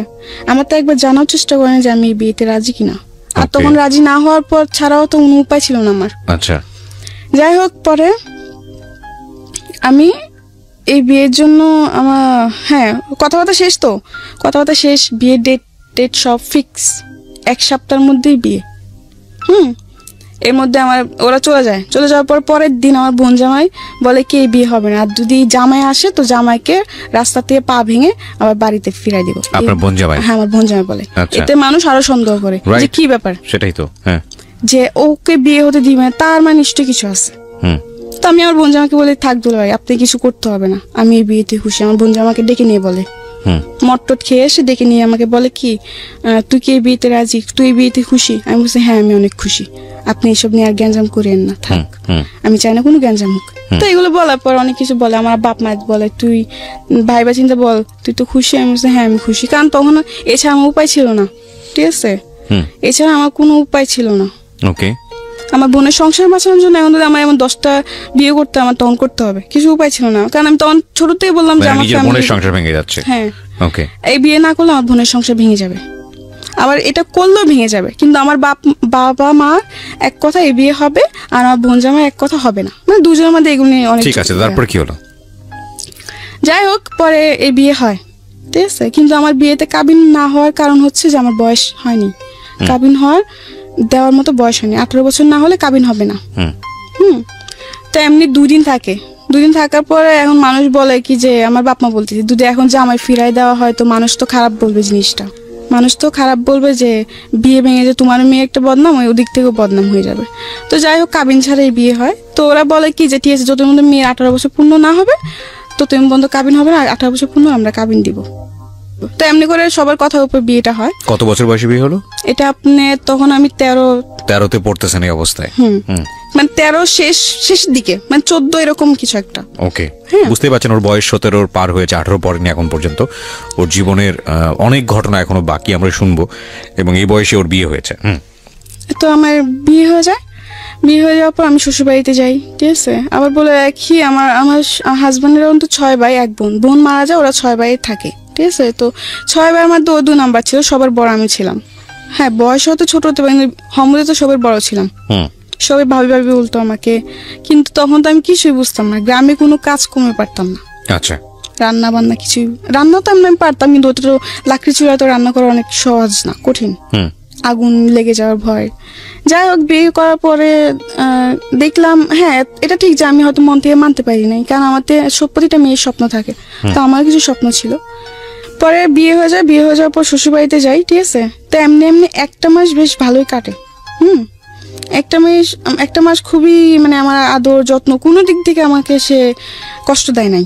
আচ্ছা, ঠিক আছে। তো 1 মাস পর মেয়ে আসে, আবার বলে রাখি ওর তো 2টা মেয়ে আছে, ওই 2টা মেয়েরও বিয়ে হয়ে গেছে শ্বশুর বাড়িতে। আচ্ছা, মানে লোকটার বয়স কত থাকে তখন? আপনি 40 মানে 50-এর কাছাকাছি। মাই গুডনেস, ওর হাজবেন্ডের বয়স ছিল 50-এর কাছাকাছি। এবং উনি, আপনি কত নাম্বার ওয়াইফ ছিলেন ওনার? 4 নাম্বার। চিন্তা করে দেখেন অবস্থা। ওকে, বলেন তারপর। 4 নম্বর ওয়াইফ। কিন্তু এটা কেউ জানতো না যে ওর 3টা বিয়ে করছে আগে, সবাই ফ্যামিলি কেউ জানতো না? না, সবাই এটা গোপন করছে। ঠিক আছে, ওকে, গোপন করে কেউ জানে না, সবাই জানে যে একটা বিয়ে করছে, বউ পালায় চলে গেছে, এই জন্য সে আরেকটা বিয়ে করে, এমনি তার একা থাকা যায় না, কেউ তো দরকার। তো যাই হোক, এমনি করে বিয়েটা করে। একটা মাস পুরোপুরি ঠিক, 1 মাস পর ওর মেয়ে আসে। তো মেয়ে আসে, আমি রান্না বান্না করি যেটুকু পারি, আমার ক্ষমতা যেটুকু কুলায় আমি রান্না বান্না করি। আর আমার হাজবেন্ড একটা অভ্যাস কি ছিল, ওর মেয়ে এসে কিন্তু কোনো ছেলে সন্তান নাই। আচ্ছা, ও সবসময় খালি বলতো যে আমার ছেলে লাগবে, আমার ছেলে লাগবে, খালি ছেলে ছেলে করতো। তো আমি একদিন প্রশ্ন করলাম যে ছেলে আর মেয়ে তো কেউ বানায় না, এটা তো আল্লাহ সৃষ্টি, যা সৃষ্টি যে করে তাই তো বুঝবে, তাই না? এখন তোমাকে যদি আল্লাহ ছেলে না দিয়ে মেয়ে দেয়, তখন মেয়ে হলে ভালো, আর যদি ছেলে তারও বেশি ভালো, মানে ওর ছেলে ছেলে এরকম একটা কি জিনিস। ওকে, তো যাই হোক, ওর মেয়ে আসে, আসার পরে একটা জিনিস দেখলাম, 2-3 দিন বেশ ভালো, 2-3 দিন পরে সে একটু পাল্টে গেছে, একটু অন্যরকম হয়ে গেছে। মানে আমার সাথে বেশি কথা বলে না, ঠিক আছে, ছোটখাটো জিনিস নিয়ে রাগারাগি, চিল্লা পাল্লা, মারধর করতো। হ্যাঁ, এমনি এমনি বেশ ভালোই এরকম অত্যাচার আমার উপর চলতেছে। মেয়ে যাওয়ার পর এটা আরো বেশি বেড়ে যায়। আচ্ছা, বন্ধুদেরকে নিয়ে বাসায় মদ নিয়ে এসে আড্ডা মারা, ঠিক আছে, রাতে 2টা-3টা পর্যন্ত আড্ডা দিত। আমাকে ঘুমাতে দিত, নিজেও ঘুমাতো না, তাদের জন্য আমার বসে থাকতে হবে। এইসব আড্ডা শেষ হওয়ার পরে ও বন্ধুদেরকে বিদায় দিয়ে পরে ও ঘরে আসবে, পরে আমাকে ঘুমাতে হবে। আমি আগে ঘুমাই গেলে এটার জন্য আমাকে বকবে, আমি আগে কেন ঘুমাই যাই। এরকম ভাবে আমার উপর অনেক অত্যাচার করে সে, ঠিক আছে। এমনি এমনি প্রায় 2-2.5 মাস কাটে। আমার হাজব্যান্ড বাসা আমি 3 মাসও থাকি না, ঠিক আছে। তো 2.5 মাস পর আমি জানতে পারলাম যে আমি মা হব। মাই গুডনেস, আমি প্রেগনেন্ট, আমি মা হব। 2.5 মাস তখন আমি বুঝতে পারতাম না তখন। তো একদিন হঠাৎ করে খুব মাথা ঘুরতেছিল, মানে মাথা ঘুরতো। বুঝতে পেরেছি, আপনি যখন সিমটমটা বুঝতে পেরেছেন যে আপনি মা হবেন। হ্যাঁ, তারপর কি হলো? পরে ও তো খুশি, এটা সবাই জানতো না, খুব কমই জানতো, সবাইকে এতটা জানানো হয় নাই। ও খালি বলতো ছেলে ছেলে। আমি বলি যে এটা আল্লাহ যা যাই তা, এটা তুমি আর আমি সৃষ্টি করবো না যে গা। আর তবু আমি মেনে নিছিলাম, ঠিক আছে। যাই হোক, 2.5 মাসে প্রেগনেন্ট। তো একদিন ও বাজারে যায়, ঠিক আছে। তো ওদিন আমাকে বলে কি, মুরগি এনে দিচ্ছে আমাকে, মুরগি এনে লুটি বানাতে বলছে আর মুরগি রান্না করতে বলছে। তো আমি রান্নাবান্না করি, রান্নাবান্না করার পরে আমার যে উকিল মা, যে আমার দায়িত্ব নেই, উকিল মা যাকে বলা হয়, সে তার বাসায় যাই আমি সন্ধ্যাবেলা। রান্নাবান্না সেটা আমি ভয় পেতাম, একলা করে থাকতে ভয় পেতাম, খুব ভয় পেতাম। অন্ধকার আমার পছন্দ ছিল না, অন্ধকার আমি খুব ভয় পেতাম তখন। তো যাই হোক, পরে ওদিন আমি রান্নাবান্না জলদি জলদি সেরে সন্ধ্যার আগে আমি আমার উকিল মার বাসায় চলে যাই, একা বাসায় থাকতে পারতাম না। যাওয়ার পরে ওদিন ও যাদের সাথে কাজ করতো একটা লোক আসে, আসার পর অনেক কিছু বলার পর এগুলো ও শুনে, ঠিক আছে। শোনার পরেও ও আসার পর আমাকে বলে, তুমি তোমাকে বলছে বাসাতে বের না হতে। উকিল মা বলে না, আমার হাজবেন্ড বলে, বাজার থেকে এসে আমাকে বলে তোমাকে বলছে কোথাও না যেতে, কারোর সাথে কথা বলতে দিত না, আবার কারোর সাথে দেখা করতে আমাকে দিত না। সে মানে বলতো খালি ঘরে থাকবা, চুপচাপ, কারোর সাথে বেশি কথা বলবো না। তার কারণ তার থেকে মনে হতো কি যে আমাকে হয়তো কেউ যুক্তি দিবে, কুবুদ্ধি দিবে, এই সেই, হয় না বাচ্চা নষ্ট করার জন্য কুবুদ্ধি দিবে, এগুলো ভাবতো সে। ওকে, তো ঠিক আছে, এমনি কাটতে থাকলো। এর মধ্যে সে অত্যাচার করে আমাকে, যেমন সবকিছু নিয়ে, খাবার নিয়ে, গোসল নিয়ে, রাত্রে ঘুমানো নিয়েও ডিস্টার্ব করে। মানে ডিস্টার্ব বলতে কি, অত্যাচার করে, ছোটখাটো বিষয় নিয়ে জ্বালাতন। জি, মানে সবসময় একটা পুরুষ বাইরের দিকে মনোযোগ থাকতে হবে, সে ঘরের দিকে নয়। ঘরের দিকে কি মানে, এই কাজটা কেন করো নাই, তুমি এটা কেন করতে পারো না। আমি বলছি আমার শরীরটা ভালো লাগে না, আমি করি না, আমি পরে করবো, এটা কেন বলছি, এটা নিয়েও সে গায়ে হাত তুলতো, এরকম আর কি। যাই হোক, তো একদিন বাজার থেকে আসার পরে যেটা বললাম আর কি, যে একজন যে সে যেখানে কাজ করে ওখান থেকে একটা ভাই এসে আমাকে অনেক ধরনের কথাবার্তা বলে, যে আপনি এগুলো কেন সহ্য করেন বা এই সেই, এগুলো শোনার পরে তো আমার উকিল মার বাসা ছিলাম, ওখান থেকে আমাকে হাতটা টেনে বাসায় আনে, আমাকে বলে ঘরে চলো। আচ্ছা আচ্ছা। তো আমি বলছি আচ্ছা ঠিক আছে চলো। এটা ঘরে আনার পরে বল খাবার দাও, বিছানার উপর বসেছিল, আমি খাবার দিছি, ঠিক আছে। খাবার দেওয়ার পর 2বার মুখে দিয়ে আমাকে বলতেছে, ও কি বলে তোমাকে, কি বলতেছিল ওরা। আমি বলছি কি বলতে, তুমি কি জানো না, তুমি তো সব শুনছো, আমি তো জানি তুমি অনেক আগে আসছো, আমি টের পাইছি ও যে বাজার থেকে আসছে, আমি বুঝতে পারছি। আচ্ছা, কিন্তু এটাও অভিনয় করছে, আমি বুঝতে পারিনি। তাই আমি তো বলছি তুমি তো জানো, তুমি তো শুনছো কি আমাকে কি বলছে বা কি বলে নাই। হ্যাঁ আমি শুনছি, কিন্তু আমি আবার তোর মুখ থেকে শুনো, মানে তুই টাকা করতেছে, রেগে যাইতেছে। আর আমি মাঝে মাঝে মনে হয় যে ও একটু পাগল টাইপের, মানে এই ভালো আবার এই হঠাৎ করে খারাপ, মানে ওর কোনো মানসিক প্রবলেম আছে। ঠিক আছে, আমরা এখানে আর একটা বিরতি নিতে চাই প্রিয় শ্রোতা। 12টায় আমরা আবার বলার জন্য, তুমি জানো না তুমি কি করো, তুমি যা করো তাই তো বলতেছিল। বলছে তাই নাকি, তো মানুষের যুক্তি নেস তুই। আমি বলছি মানুষের যুক্তি কেন নিব, মানুষ যেটা সত্যি সেটাই তো বলে। এগুলো বলার পর আমাকে অনেক মারধর করে, ঠিক আছে, মারধর করে। আর মারধর করার পর আমি কান্না করতেছি, পরে চিক্কা চেঁচামেচি হয়েছে না, বকাঝকা, অনেক মারধর করে।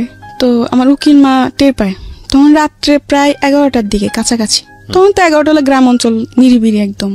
যাই হোক, অনেক মারধর করার পরে অনেকজন ধরতে আসলে তাকে মারতে যায়। তার কথা যে এখন যদি কেউ ধরতে আসো তো সবাই মার খাবা। আমার হাজবেন্ড বলে ওকে ওকে মেরে ফেলবো না কেটে ফেলবো, এটা আমার ব্যক্তিগত ব্যাপার, ও আমার বউ, ওকে আমার যাই ইচ্ছে আমি তাই করবো। হ্যাঁ। আর যাই হোক, তো আমার উকিল মা এসে বলে যে এই অবস্থায় মারিস না, মারার দরকার নেই, ও যা করছে করছে, আচ্ছা ছোট ভুল হয়ে গেছে, বুঝতে পারি নাই। ও বলে কি না, ও মানুষের যুক্তি নেই। আর আমার উপর সন্দেহ করতো, ও ভাবতো যে অন্য কোনো ছেলের সাথে হয়তো আমার সম্পর্ক আছে। আচ্ছা, এটা সন্দেহ করতো। আর ফোন দিলে ফোন চেক করতো যে আমি কোনো ছেলের সাথে কথা বলি নাকি, যদি অন্য একটা নাম্বার দেখছে তাহলে বলছে কে, তো আমি কি জানি কে কে কোথা থেকে, আমি তো এরকম কিছু মানে জানি না, ঠিক আছে।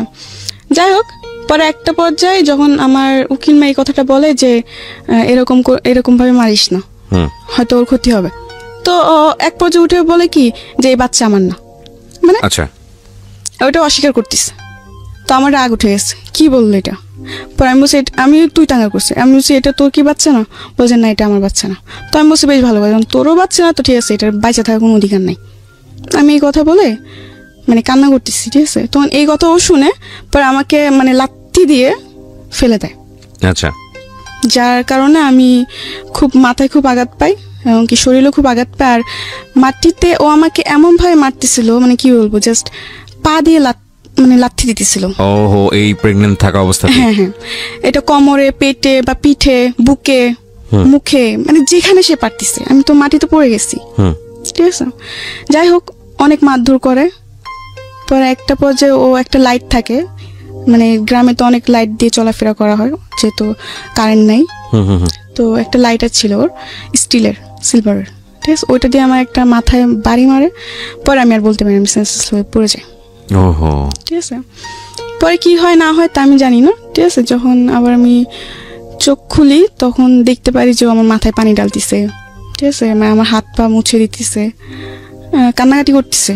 আর এর মধ্যে আমার খুবই খারাপ অবস্থা হয়ে গেছে, ঠিক আছে। আমি প্রায় এই ঘটনার পরে আমি প্রায় 1.5 মাস অসুস্থ ছিলাম।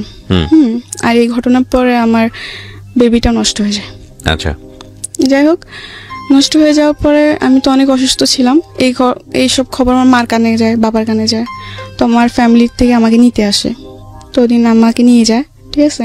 নিয়ে যাওয়ার পর আমি প্রায় 1.5 মাস অসুস্থ ছিলাম, অনেক অসুস্থ হয়ে পড়ছি, ঠিক আছে। অসুস্থ হওয়ার পর 1.5 মাস পর আমি মোটামুটি একটু সুস্থ। তখন সে মেয়র চেয়ারম্যান নিয়ে আসে, তার কথা যে তার বাচ্চা নষ্ট করে ফেলছে আমি। কিন্তু এটা আমি নষ্ট করি নাই, ওর বাচ্চা, ওর আচরণের কারণে হয়েছে, ওর আচরণের কারণে হয়েছে। কিন্তু ও পুরা দোষ আমাদের উপর ফেলতেছে যে আমরা নষ্ট করে ফেলছি, কিন্তু আসলে তো তা না। যাই হোক, এগুলো অনেক গ্যাঞ্জাম হয়েছে, ও মেম্বার চেয়ারম্যান আনলো, এটা আনলো, সেটা আনলো, অনেক কিছু আমাকে নিয়ে যাবে, ঠিক আছে। ওই ঘটনা পরে আমি আবার যাই ওর বাসায়, আবার যাই, সে একই আচরণ, সবাই কাছে বলছি ঠিক আছে আমি যা করছি ভুল করছি, আমি আর এরকম করবো না। তো ওর উপর আমি আরেকবার বিশ্বাস করি, করে আবার যাই। যাওয়ার পর সে একই চল আচল করে, ঠিক আছে। যাক, পরে আবার চলে আসি। পরে আমি বলি যে আমি ওর কাছে আর যাবই না। তো আমার বাপ মাও বলে যে ঠিক আছে, একবার আমাদের কথা শুনে গেছোস, যখন ও ভালোই হয় নাই তো আর যাওয়ার দরকার নাই, তোর যেটা ভালো লাগে তুই সেটাই কর। তো আমি বলছি ঠিক আছে, আমি ওর সংসারে যাবো না, আমি ঢাকায় চলে যাবো। আচ্ছা, মানে ওই ঘটনার পর আমি আমার হাজবেন্ডের বাসায় যাইনি, আমি ঢাকায় চলে আসি। এরপরে ওর কি হয়েছে না হয়েছে, ও এখনো বেঁচে আসছে কি না তা আমি জানি না। ঢাকায় চলে আসি, ঢাকা চলে আসার পরে একটা বাসায় কাজ নিই আবার। তো বাসায় কাজ ছেড়ে আবার ওই যে বললাম হসপিটালে যে চাকরিটা, আচ্ছা, হসপিটালে একটা চাকরি নিই। আচ্ছা, ওই যে সেটা তো ব্যাকে আপনি বলেছিলেন হসপিটালে চাকরি না, এবং ওখানে চাকরি করতে করতে আপনার একটা ছেলের সঙ্গে পরিচয় হয় মূলত মোবাইল চালাতে গিয়ে, ফ্ল্যাশব্যাকে গিয়ে আপনি যেটা বলেছিলেন। হ্যাঁ, এটা ওই ছেলেটার নাম কি ছিল? ছেলেটার নাম রিয়াদ ছিল। আচ্ছা, রিয়াদের সঙ্গে পরিচয়। হ্যাঁ, তারপর তো ওই যে বিয়ের পরে চলে আসলাম ঢাকায়, ঢাকায় এসে চাকরি করে, চাকরির শেষে ফোন কিনলাম, ফোনের মাধ্যমে ওই ছেলের সাথে আমার পরিচয়, রিয়াদের সঙ্গে পরিচয়। রিয়াদের সঙ্গে আমার পরিচয়। তো যাই হোক, এমনি আস্তে আস্তে ওর সাথে কথাবার্তা বলি। মানে ও আমার ওই সময়টা আমি খুব একা ছিলাম, আমার মন অতটা খারাপ ছিল যে তোর মনে হতো যে কেউ দরকার যে আমাকে সামলাবে, বা কারণ যেমনই হোক আমার জীবনে অনেক কিছু ঘটে গেছে। আচ্ছা, তো দেখতেছি ওকে আমি আবার সবকিছু বলছি, আমার যে আমার বিয়ে হয়েছে বা কিছু সবকিছু বলছি। তো আমাকে একটা কথা বললো কি, হ্যাঁ মানুষ জীবন হতেই পারে, এটা কোনো ব্যাপার না। ও আমাকে এই সাহসটা দিয়ে আমার মন জয় করে নিছে, যে ও আমাকে এতটা সাপোর্ট দিতেছে, মানে আমি ওর উপর একটা বিশ্বাস করতে শুরু করলাম। যাই হোক, এমনি আস্তে আস্তে কথাবার্তা বলতে বলতে বলতে বলতে একটা পর্যায়ে ওকে ওকে অনেক ভাল লাগতে শুরু হলো আমার, ঠিক আছে। ওকে না দেখলে আমার ভাল লাগতো না, বা ওর সাথে কথা না বললে আমার ভাল লাগতো না, মানে অন্যরকম একটা অনুভূতি হয়ে গেছে ওর জন্য, ঠিক আছে। তো এমনি একদিন দেখা করলাম, এরপর আর একদিন দেখা করলাম, যাক পরিচয় হওয়ার পরে ওটাওয়ারি 2 দিন দেখা করলাম, কয়েকদিন পর পরে দেখা করছি। 2 দিন দেখা করার পরে আরেকদিন দেখা করতে গেছি, ঠিক আছে। তখন আমাকে বলে কি যে চলো আজকে তুমি আমার বাসায় চলো। আমি বলছি কেন, আমি বাসায় কেন যাব? বলে যে এমনি চলো না। আমি বলছি না, আমি যাবো না। তা ও বলে কি আজকে যদি তুমি আমার বাসায় না, তাহলে ভাববো যে তুমি লাভই করো না, সবকিছু টাইম পাস করতেছো, আমাকে এরকম বলতো। আমি বলছি টাইম পাস মানে আমি তোমাকে সত্যি লাভ করি। বলছে না, এটা প্রমাণ দাও। তো আমি বলছি আমি তোমার বাসায় যেতে এটা প্রমাণ হয়ে যাবে, এটা কোন ধরনের কথা? আচ্ছা, ও বলে কি জানা, যদি তুমি আমাকে লাভ করো তাহলে চলো, আর যদি লাভ না করো তাহলে তুমি বাসায় যেতে পারো। আমাকে 2টা অপশন দিচ্ছে। আচ্ছা, তাও আমি বলছি আচ্ছা ঠিক আছে, যখন তুমি এটাই বলতেছো যে তোমার ভালোবাসা প্রমাণ দিতে তোমার সাথে তোমার বাসায় যেতেই হবে, আচ্ছা ঠিক আছে আমি তোমার বাসায় যাব। এটা বলে ও আমাকে নিয়ে বাসে উঠলো। তখন খালি শ্যামলী শ্যামলী নামই শুনছি, শ্যামলী কোন জায়গায় এটা আমি জানতাম না। তো ওদিনও আমাকে শ্যামলীতে নিয়ে যায়, বাসার নাম দিয়ে শ্যামলীতে নিয়ে যায়। আচ্ছা, শ্যামলীতে নিয়ে যাওয়ার পরে হোটেলে ঢুকবে, তখন আমি ঢুকতে চাই নাই। আমি বলছি তুমি বলছো বাসা, এটা কোন জায়গায় নিয়ে আসলে? বলে এটা শ্যামলী। আমি বলছি এটা কার বাসা? এটা বাসা, এটা হোটেল। তো আমি বলছি আমি এখানে যাব না। তো যে আমার বাসায় তো একটু প্রবলেম আছে, এই জন্য তোমাকে এখানে আনা। তো আমি বলছি না, আমি যাব না, আমি বাসায় চলে যাবো, ঠিক আছে। তো সে একইভাবে আবার বলতেছে তার মানে তুমি আমাকে লাভ করো না, এগুলো বলে। তো যেহেতু আমি অপু তো অনেকটা দুর্বল ছিলাম, তো আমি বলছি না, আমি তোমাকে লাভ করি। তো আমি বলছি আচ্ছা ঠিক আছে আমি যেতে পারি, কিন্তু একটা সত্য। তো আমাকে বলে কি সত্য? হ্যাঁ আমি যাব, কিন্তু তুমি আমাকে প্রমিস করো যে তুমি আমার গায়ে টাচ করো বা আমার কাছে আসার চেষ্টা করবে না। তো আমাকে বলে আচ্ছা ঠিক আছে প্রমিস করলাম, চলো। আচ্ছা বেশ ভালো কথা। ওদিন গেলাম, বাসায় অনেক মিথ্যা কথা বলছে খালাম্মাদের সাথে। অনেক মিথ্যা কথা বলতে কি আমি বলছি দেখো আমার একটা বান্ধবীর বার্থডে, তো আমি ওদের বাসায় থাকবো। তো আমার খালাম্মা বলে কিসের বান্ধবী, আজ পর্যন্ত তো কোনদিন শুনি না এই কথা, আজকে হঠাৎ? আমি বলছি সবসময় শুনতো এরকম কথা, মানে অনেক কিছু উজাহর দিই। দেওয়ার পর বলে যে আচ্ছা ঠিক আছে। আমার খালাম্মা সকাল সকাল চলে আসিস, বেশি ইয়া করিস না, এরকম বলে, ঠিক আছে। তখন আমি বলি যে আচ্ছা ঠিক আছে। এটা বলে খালাম্মাদের ফোন দিয়ে বলে দিই। বলে দেওয়ার পর ওদিন আমি ওদিন শ্যামলীতে যাই। যাওয়ার পর আমাকে হোটেল নিয়ে উঠার পর একটা রুম বুকিং করে ও বিরিয়ানি আনায়, 7 up আনার পর আমাকে ও নিজের হাতে বিরিয়ানি খাওয়া দিচ্ছে। আমি বলছি আমি খাবো। ও বলছে না আমি খাওয়াই দিই। ওদিন এত ভালোবাসা কোথা থেকে উতাল দিয়ে চলে আসছে আল্লাহ জানে। আমার নিজেরও খুব অবাক হইতেছিল ওদিন, যে যেই ছেলে ঠিক মতো কথাও বলতো না, এখন নাকি সে আমাকে ভাত খাওয়াই দিতেছে। বাহ ভালোই। আর যাই হোক, অনেক গল্প টল্প করছি। তখন রাত্রের 12টা 12:30 বাজে। আপনার হোটেলের গেট তালা মেরে ফেলে 10টা 10:30টার দিকে। ঢুকলেও নাকি বুড়ানি কারে ফটোকপি টটোকপি লাগে। তো আমরা যেদিন গেছি ওদিন কিছু লাগে নাই, ঠিক আছে। ওদিন জাস্ট একটা লোক আসছে, এসে কিছু নাম টাম নিয়ে একটা ফটো নিয়ে রুমটা বুকিং দিয়ে দেয়। ওকে, ঠিক আছে। আচ্ছা যাই হোক, খাওয়া দাওয়া সেরে আমরা গল্প টল্প করে টিভি দেখে, তো আমার ঘুম আসতেছে রাত্রে 12:30 1টা বাজে তখন। তো আমি বলছি আমি ঘুমাবো। তোমার কাছে ঠিক আছে ঘুমাবো। তো আমি বলছি তুমি ওই সাইডে ঘুমো, আমি এই সাইডে ঘুমাই, এরকম ভাবে আর কি শুলাম। শোয়ার পর রাত্রে 2টা 2:30টার দিকে দেখলাম যে সে মানে তার মতলব বেশি ঠিক না। আপনি 2টা 2:30টার সময় একটা ছেলের সঙ্গে আপনি একই কক্ষে আছেন, এখানে মতলব ঠিক না হওয়া মানে ঠিক, তার মতলব শুধু দোষ দিচ্ছেন কেন? এটা তো দোষ আপনারও, কারণ আমি তো তাকে আগে থেকে বলে দিচ্ছি, ঠিক আছে। এখানে একটা পারসেপশনের ব্যাপার আছে। প্রথম কথা হচ্ছে যে আপনার বয়স অনেক অল্প, সেটা ঠিক আছে, কিন্তু আপনার অভিজ্ঞতার জায়গাটা তো অল্প না। এবং আপনি দেখেন প্রথম থেকেই আমি একটা জিনিস আপনাকে খেয়াল করেছি, আপনার অনেস্টি। প্রত্যেকটা বাসায় আপনি গেছেন, নিজের পরিবারে থাকতে ভালো লাগে না, কাজের জন্য গেছেন, যেখানে আপনি দেখেছেন অন্যায় আচরণ হচ্ছে আপনি সেখান থেকে চলে আসছেন। জি জি চলে আসছেন তার মানে ধরে নিতে হচ্ছে আপনার ইন্টেনশন ভালো ছিল, কিন্তু আপনি এটাও খুব ভালো করে জানেন যে একটা ছেলের সঙ্গে কিভাবে মিশলে সেই ছেলেটা আপনার সুযোগ নিতে পারে, অবশ্যই জানেন। অবশ্যই তো জানার পরে আপনি যখন তাকে এরকম একটা কক্ষে আপনি তাকে নিচ্ছেন এবং আপনারা একসাথে স্টে করবেন, সেখানে আপনি আশা করছেন যে সে আপনার সঙ্গে ঋষি পুরুষের মতো আচরণ করবে। এটা কি মানে অন্যায়? এটা একটা এটা এটা এটা নিজের জায়গা থেকে বোঝা রাখি ঠিক থাকলো?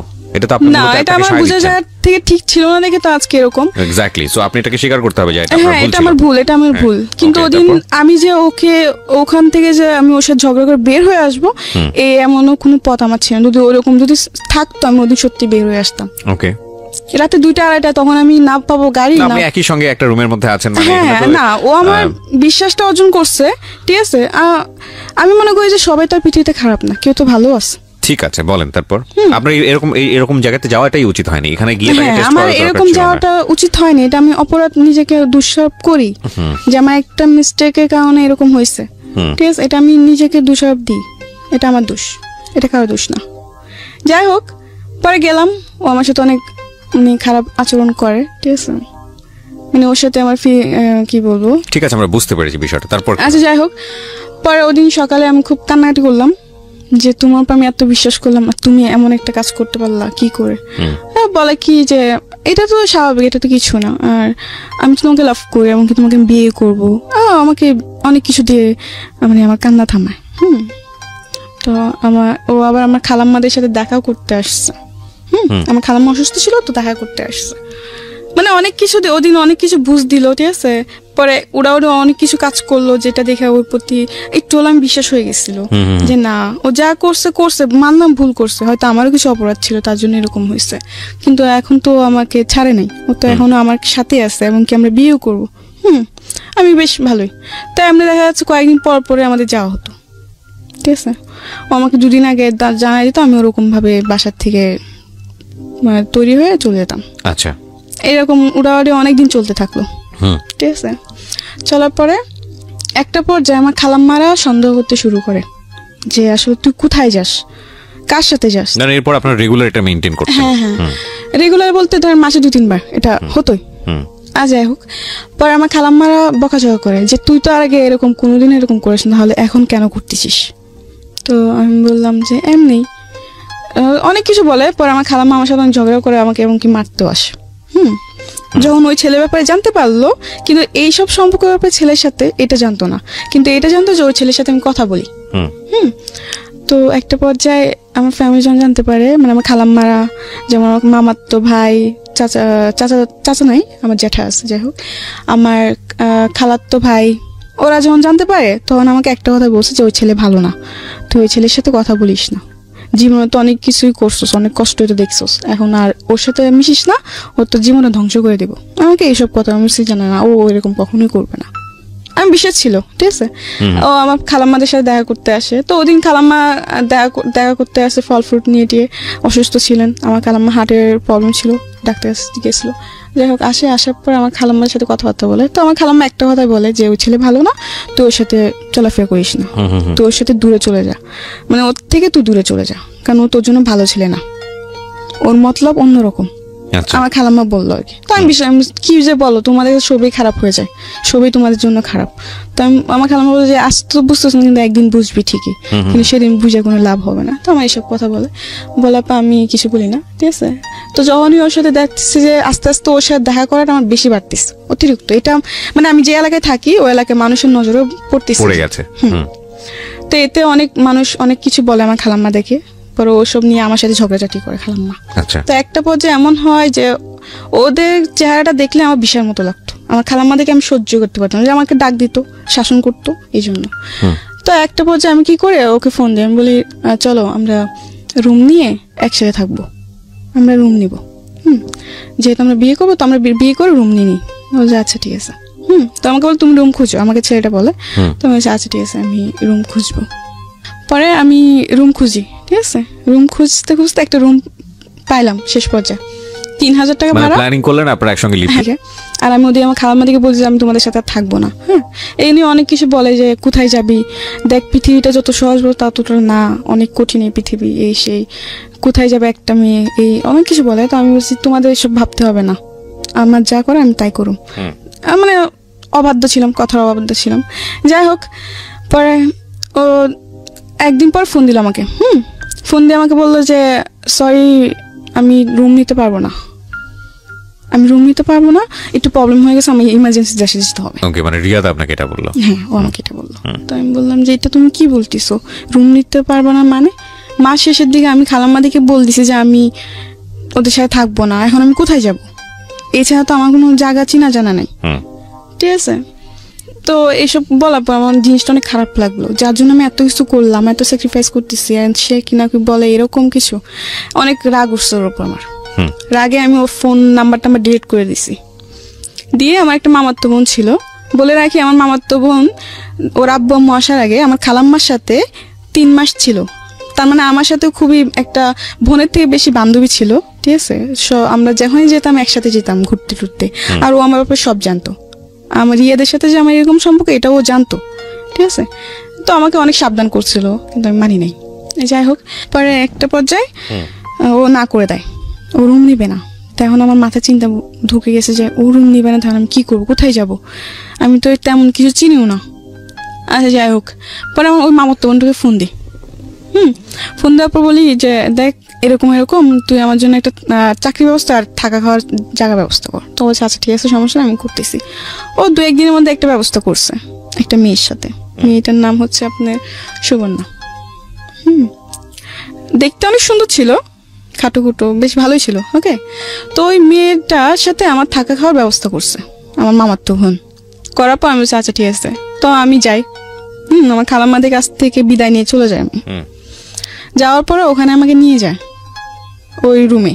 ঠিক আছে, তো রুমে গেলাম 1-2 দিন বেশ ভালোই। পরে জানতে পারলাম যে আরেকটা কথা বলে রাখি, আমার মামাতো বোনকে দিয়ে একটা ছেলের সাথে আমার পরিচয় হওয়ার পরে ওই ছেলে আর আমার মামাতো বোন আমাকে নিতে আসছে। আমি মোহাম্মদপুর লাগাত গেছি, ওখান থেকে ওরা আমাকে চরে নিয়ে যাবে, কারবাঙ্গি চরে।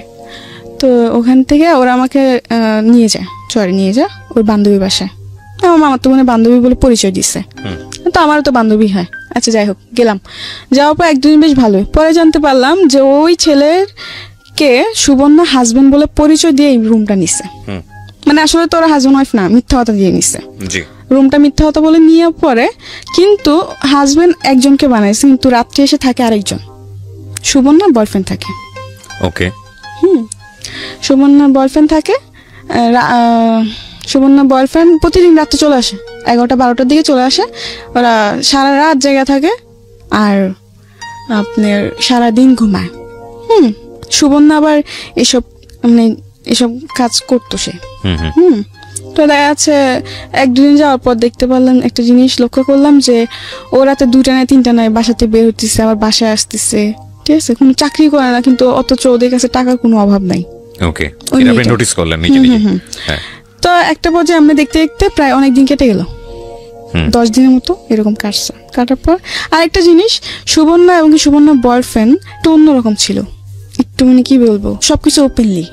কিন্তু হ্যাঁ, ও মানে সুবর্ণা এটার জন্য কোনোদিন ওকে বাধা দেয় নাই। ঠিক আছে, কারণ হাজার হোক সে আমার প্রেমিক হোক বা আমার হাজব্যান্ড হোক, আমার চোখের সামনে অন্য কোনো মেয়ের ব্যাপারে কথা বললে এটা আমি সহ্য করবো? অবশ্যই না।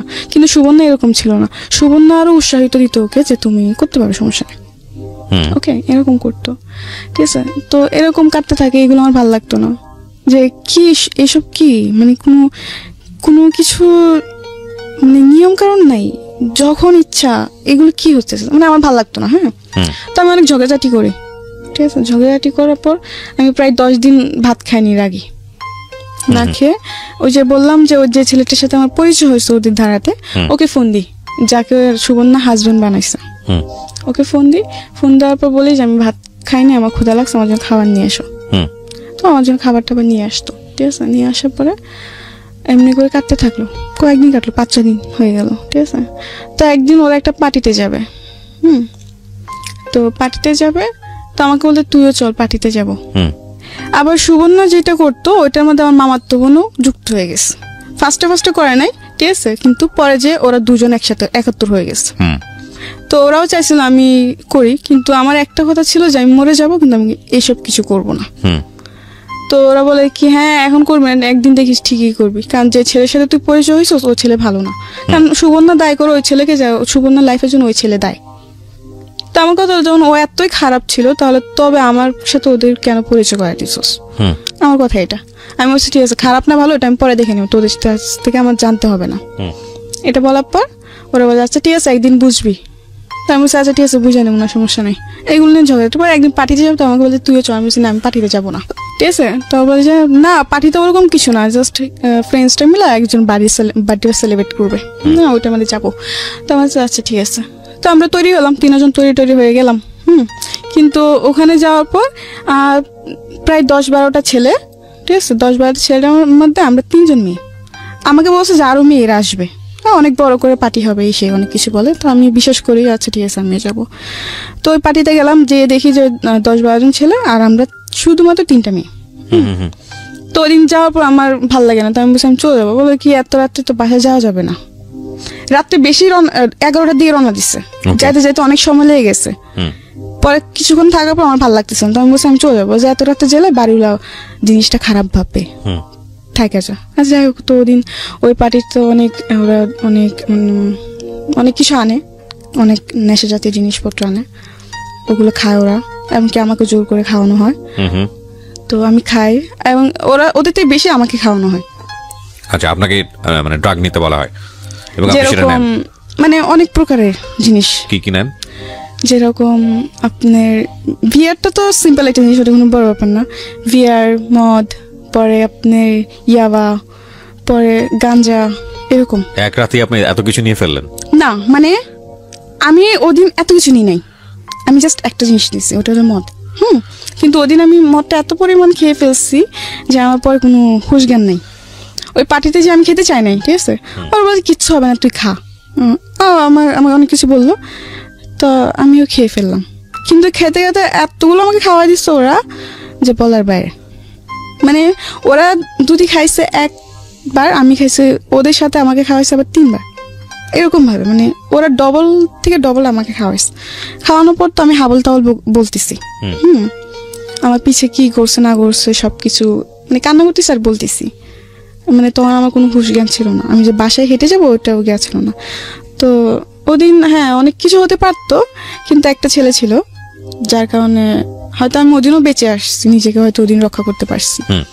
পরে ওই ছেলে ওদিন হ্যাঁ আমার সাথে চেষ্টা হয়েছিল, কিন্তু আমি যখনই মানে চিৎকা চেঁচামেচি করি, তো ওই ছেলেটা বলে যে এখন যদি একে বেশি মানে গা করা হয় তো চিৎকা চেঁচামেচি করবে আর মানুষজন চলে আসবে, এখানে পর অনেক বড় প্রবলেম ক্রিয়েট হয়ে যাবে, দরকার নেই ওকে ওর মতো থাকতে দেয়। তো ওদিন রাত্রে আমি আমার মতো ছিলাম, সকালে বাসায় ফিরি, সকাল বাসায় ফিরে এসে ঘুম দিই, সারা রাত ঘুমাই নাই, এসে সারাটা দিন ঘুমাই, রাত সন্ধ্যা থেকে ঘুম, মানে সকালতে এসে ঘুম দিছি একদম রাতে 8টা-9টা বাজে উঠছি ঘুম থেকে, না খাওয়া দাওয়া না কিছু। পরে আমি ওদের উপর চিল্লালাম যে তোরা কেন আমাকে জোর করতে গেলি, আমি কোনোদিন এগুলো খাই নাই, জীবনে প্রথম আমি খেলাম, তোরা খাস ভালো কথা, তোদের সাথে আমার কেন যোগ করলে, আমি তো তোদের উপর ঝগড়াঝাটি হয়। তো এক পর্যায়ে আমি ওই ছেলেটাকে বলি আমি ওদের সাথে থাকবো না, আমার জন্য রুম দেখো তুমি। রুম কি মানে অন্য জায়গায় দেখো, আমি অন্য জায়গায় থাকবো, ওদের সাথে আমি থাকবো না। তো আচ্ছা ঠিক আছে দেখতেছি, কিন্তু এর মধ্যে আমি ওদেরকে বসে চাকরি খুঁজো, ওরা বলে কি আজকে না কালকে না পরশু, এরকম ভাবে অনেক উজাহার দেয়। তো একটা পর্যায়ে রুম ছেড়ে দিব, ঠিক আছে। তো আবার সুবর্ণাকে ওই ছেলেটা বলে কি যে তুমি রুম দেখো। তো সুবর্ণা প্ল্যানিং করে কি যে আচ্ছা ঠিক আছে আমি না 2টা রুম একসাথে দেখবো, একটা মানে তোরা থাকবে, একটা মানে আমি আমার বয়ফ্রেন্ড থাকবো নিয়ে। আমি বলছি ওই ছেলে বলে আচ্ছা ঠিক আছে। তো আমি বলছি আচ্ছা ঠিক আছে যা, তোরা তোদের রুমে থাকবে আমি আমার রুমে থাকবো, এটা কোনো জ্ঞান না। ওরা বলে আচ্ছা। তো এমনি করে একটা পর্যায়ে ওরা রুম দেখে, রুমে অ্যাডভান্স দেয়, জিনিসপত্র নিয়ে চলে যায়, ঠিক আছে। আমাকে ওদিন ওই বাসায় একা রেখে যায়, মানে ওরা জিনিসপত্র নিয়ে চলে যায়, বাড়িগুলোকে পুরো ভাড়া দেওয়া হয় নাই, না দিয়ে ওরা রাত্রে 12টা বাজে সব জিনিসপত্র গুছিয়ে নিয়ে চলে গেছে। আমাকে বলে কি যে আমি আবার আসবো, আমরা জিনিসপত্র রেখে সেট করে পরে তোকে আবার নিতে আসবো, এটা বলে চলে যায়। 12টা গেল, 2টা গেল, 3টা বাজে আমি ফোন দিচ্ছি, কি রে তোরা কই 3টা বাজে এখনো আসলি না আমাকে নিতে, আমি তো একা একা বসে আছি, খাওয়া দাওয়া করি নাই, ও বলে কি দেখ অনেক রাত হয়ে গেছে যে কি আসি নাই, হ্যাঁ তুই ঘুমায় অনেক কিছু বলে। পরে সকাল হয়েছে, আমাকে সকালে বলে কি সকাল ভোরে ভোরে রওনা দেবে। কেন? যেন কেউ দেখতে না পারে। আমি বলছি কেন, আমি কি ডাকাতি করবো না চুরি করবো না, আমাকে কেউ দেখতে পারবো না, আমি এই কথা বলি। তো বলে কি না ওরকম কিছু না, এমনি বসে যেমনি বসে এমনি আয় চুপচাপ। আমি আচ্ছা ঠিক আছে। তো আমি আমার জিনিসপত্র নিয়ে একটা রিক্সা নিয়ে চলে যাই যেন কেউ না দেখতে পারে, চুপটি করে চলে যায়।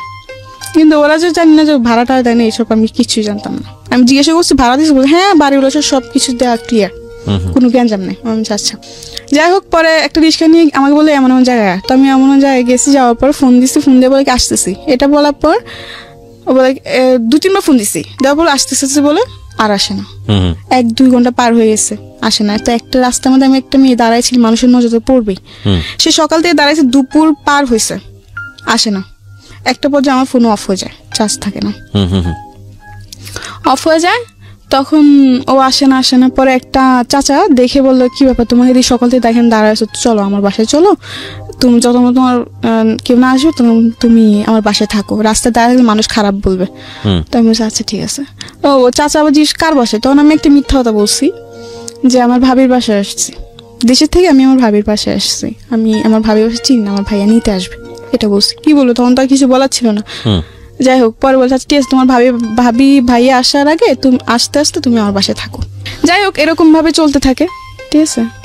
তো এরকম ভাবে চলতে চলতে একটা বছর আমি রুম নিয়ে, ওই ছেলেটা আমাকে রুম নিয়ে দেয়। হ্যাঁ, রুম নিয়ে দেওয়ার পরে আমি রুমে থাকি, থাকতে থাকতে পরে ওই ছেলেটার সাথে মানে আমার একটা সম্পর্ক জড়ায় যায়। আমি একটা সম্পর্ক জড়ায় যায়। একটা পর্যায়ে ওই ছেলেটা মানে বেশ কয়েকদিন ভালোই ছিল, সবকিছুই ঠিক ছিল, ঠিক আছে। ঠিক থাকার পরে কয়েকদিন পর দেখি যে ও ফোন টোন দেয় না, রিসিভ করে না। এর মধ্যে আবার 3-3.5 টাকা দিয়ে ঘর নিছে। একটা পর্যায়ে ঘর ভাড়া চলে আসছে সামনে। তো আমি খুব চিন্তায় পড়ে গেছি, ঘর ভাড়া কোথা দিয়ে দিব না দিব, মাথা নষ্ট পুরা। তো ওদিন আমাকে ও একটা ওর বন্ধুকেও নাম্বার দেয় আমার, ওর বন্ধু আবার আমাকে একটা অফার দেয়, হ্যাঁ তুমি আসো, ঠিক আছে তুমি আসো, তুমি পরে এসে টাকা নিয়ে যাও। আচ্ছা। তো আমি ফার্স্ট বলছি মরে যাবো তবু করবো না, মানে একটা ওরকম ধরনের অফার দেয়। তো আমি বলছি না আমি মরে যাবো কিন্তু আমি এরকম কিছু করবো না। তো বলছে না তাহলে তোমার একটা দেবো, এখন কি করবা তুমি, তোমার টাকা লাগবে, তোমাকে তো কেউ এমনি টাকা দিয়ে দেবে না। তো আমি বলছি যে না তবু আমি এসব কিছু করবো না। তো বলে কি যে না দেখো তুমি ভাবে দেখো। পরে আমি যাইতে চাই না, পরে ওই ছেলে আমাকে ফোন দিয়ে আমাকে অনেক কিছু বলে। তো আমি ওর অনেক ধরনের প্রশ্ন করি, করার পর ও প্রশ্ন উত্তরগুলো দেয়। দেওয়ার পর কেমন প্রশ্ন যে আমি বলছি যদি আমি এরকম কিছু করি তাহলে কি তুমি আগের মতো আমাকে লাভ করবো? হ্যাঁ অবশ্যই করবো, এরকম কিছু একটা প্রশ্ন করি।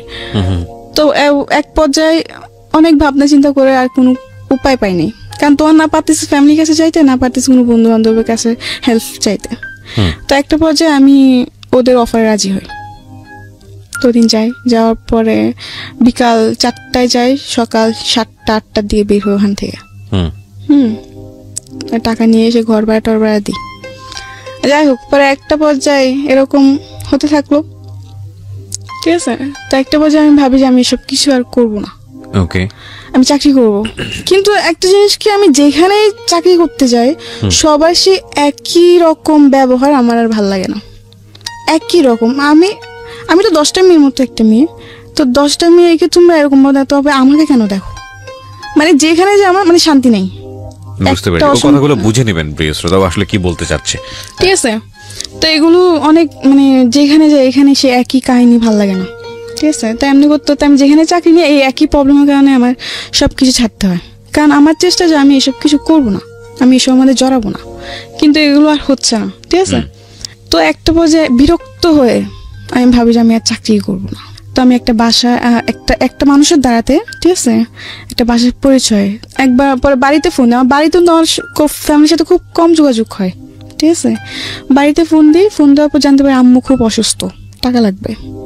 এখন আমার কাছে চাকরি নাই, আমি নিজেই অনেক কষ্টের মধ্যে আছি, আমি চাকরি নাই, আমার টাকা পয়সা আমি কি করে টাকা দিব। তো অনেকজন থেকে ধার চাইছে, কেউ আর ধার দেয় না, সবাই এইটা ধারণা যায় আমি কোথা থেকে টাকা দিব, এইভাবে ধার দেয় নাই। পরে একটা পর্যায়ে আমি ওই ছেলেকে আবার ফোন দেয়, আমি বলি দেখ এরকম সমস্যা, আমার কাজ লাগবে, নিজে থেকে বলি। তো একটা বাসার পরিচয় হয়, তো ওখানে ওই বাসাতে আমি গেলাম, যাওয়ার পর এরকম ভাবে চলতে থাকে অনেকদিন। তো একটা পর্যায়ে আমি ওই বাসাতে যেয়ে সেট হয়ে যাই, দিন রাত আমি ওখানেই থাকি, ঠিক আছে। তো এমনি দিন রাত থাকি। তো একটা পর্যায়ে দেখা যাচ্ছে টাকা পয়সা আমার অভাব নেই, টাকা পয়সা আমার আসতেছে। তার মানে বিষয়টা এরকম দাঁড়ালো যে আপনি কাজের মধ্যে নিজে নিজে ইনভলভ হলেন। কিছু নিজের দোষের কারণে হয়তো এরকম হয়েছে। যাই হোক, পরে ওইটা জাস্ট তখন শুধু আমি জাস্ট এগুলোই করতাম, কোনো নেশার দিকে আমার কোনো ছিল না।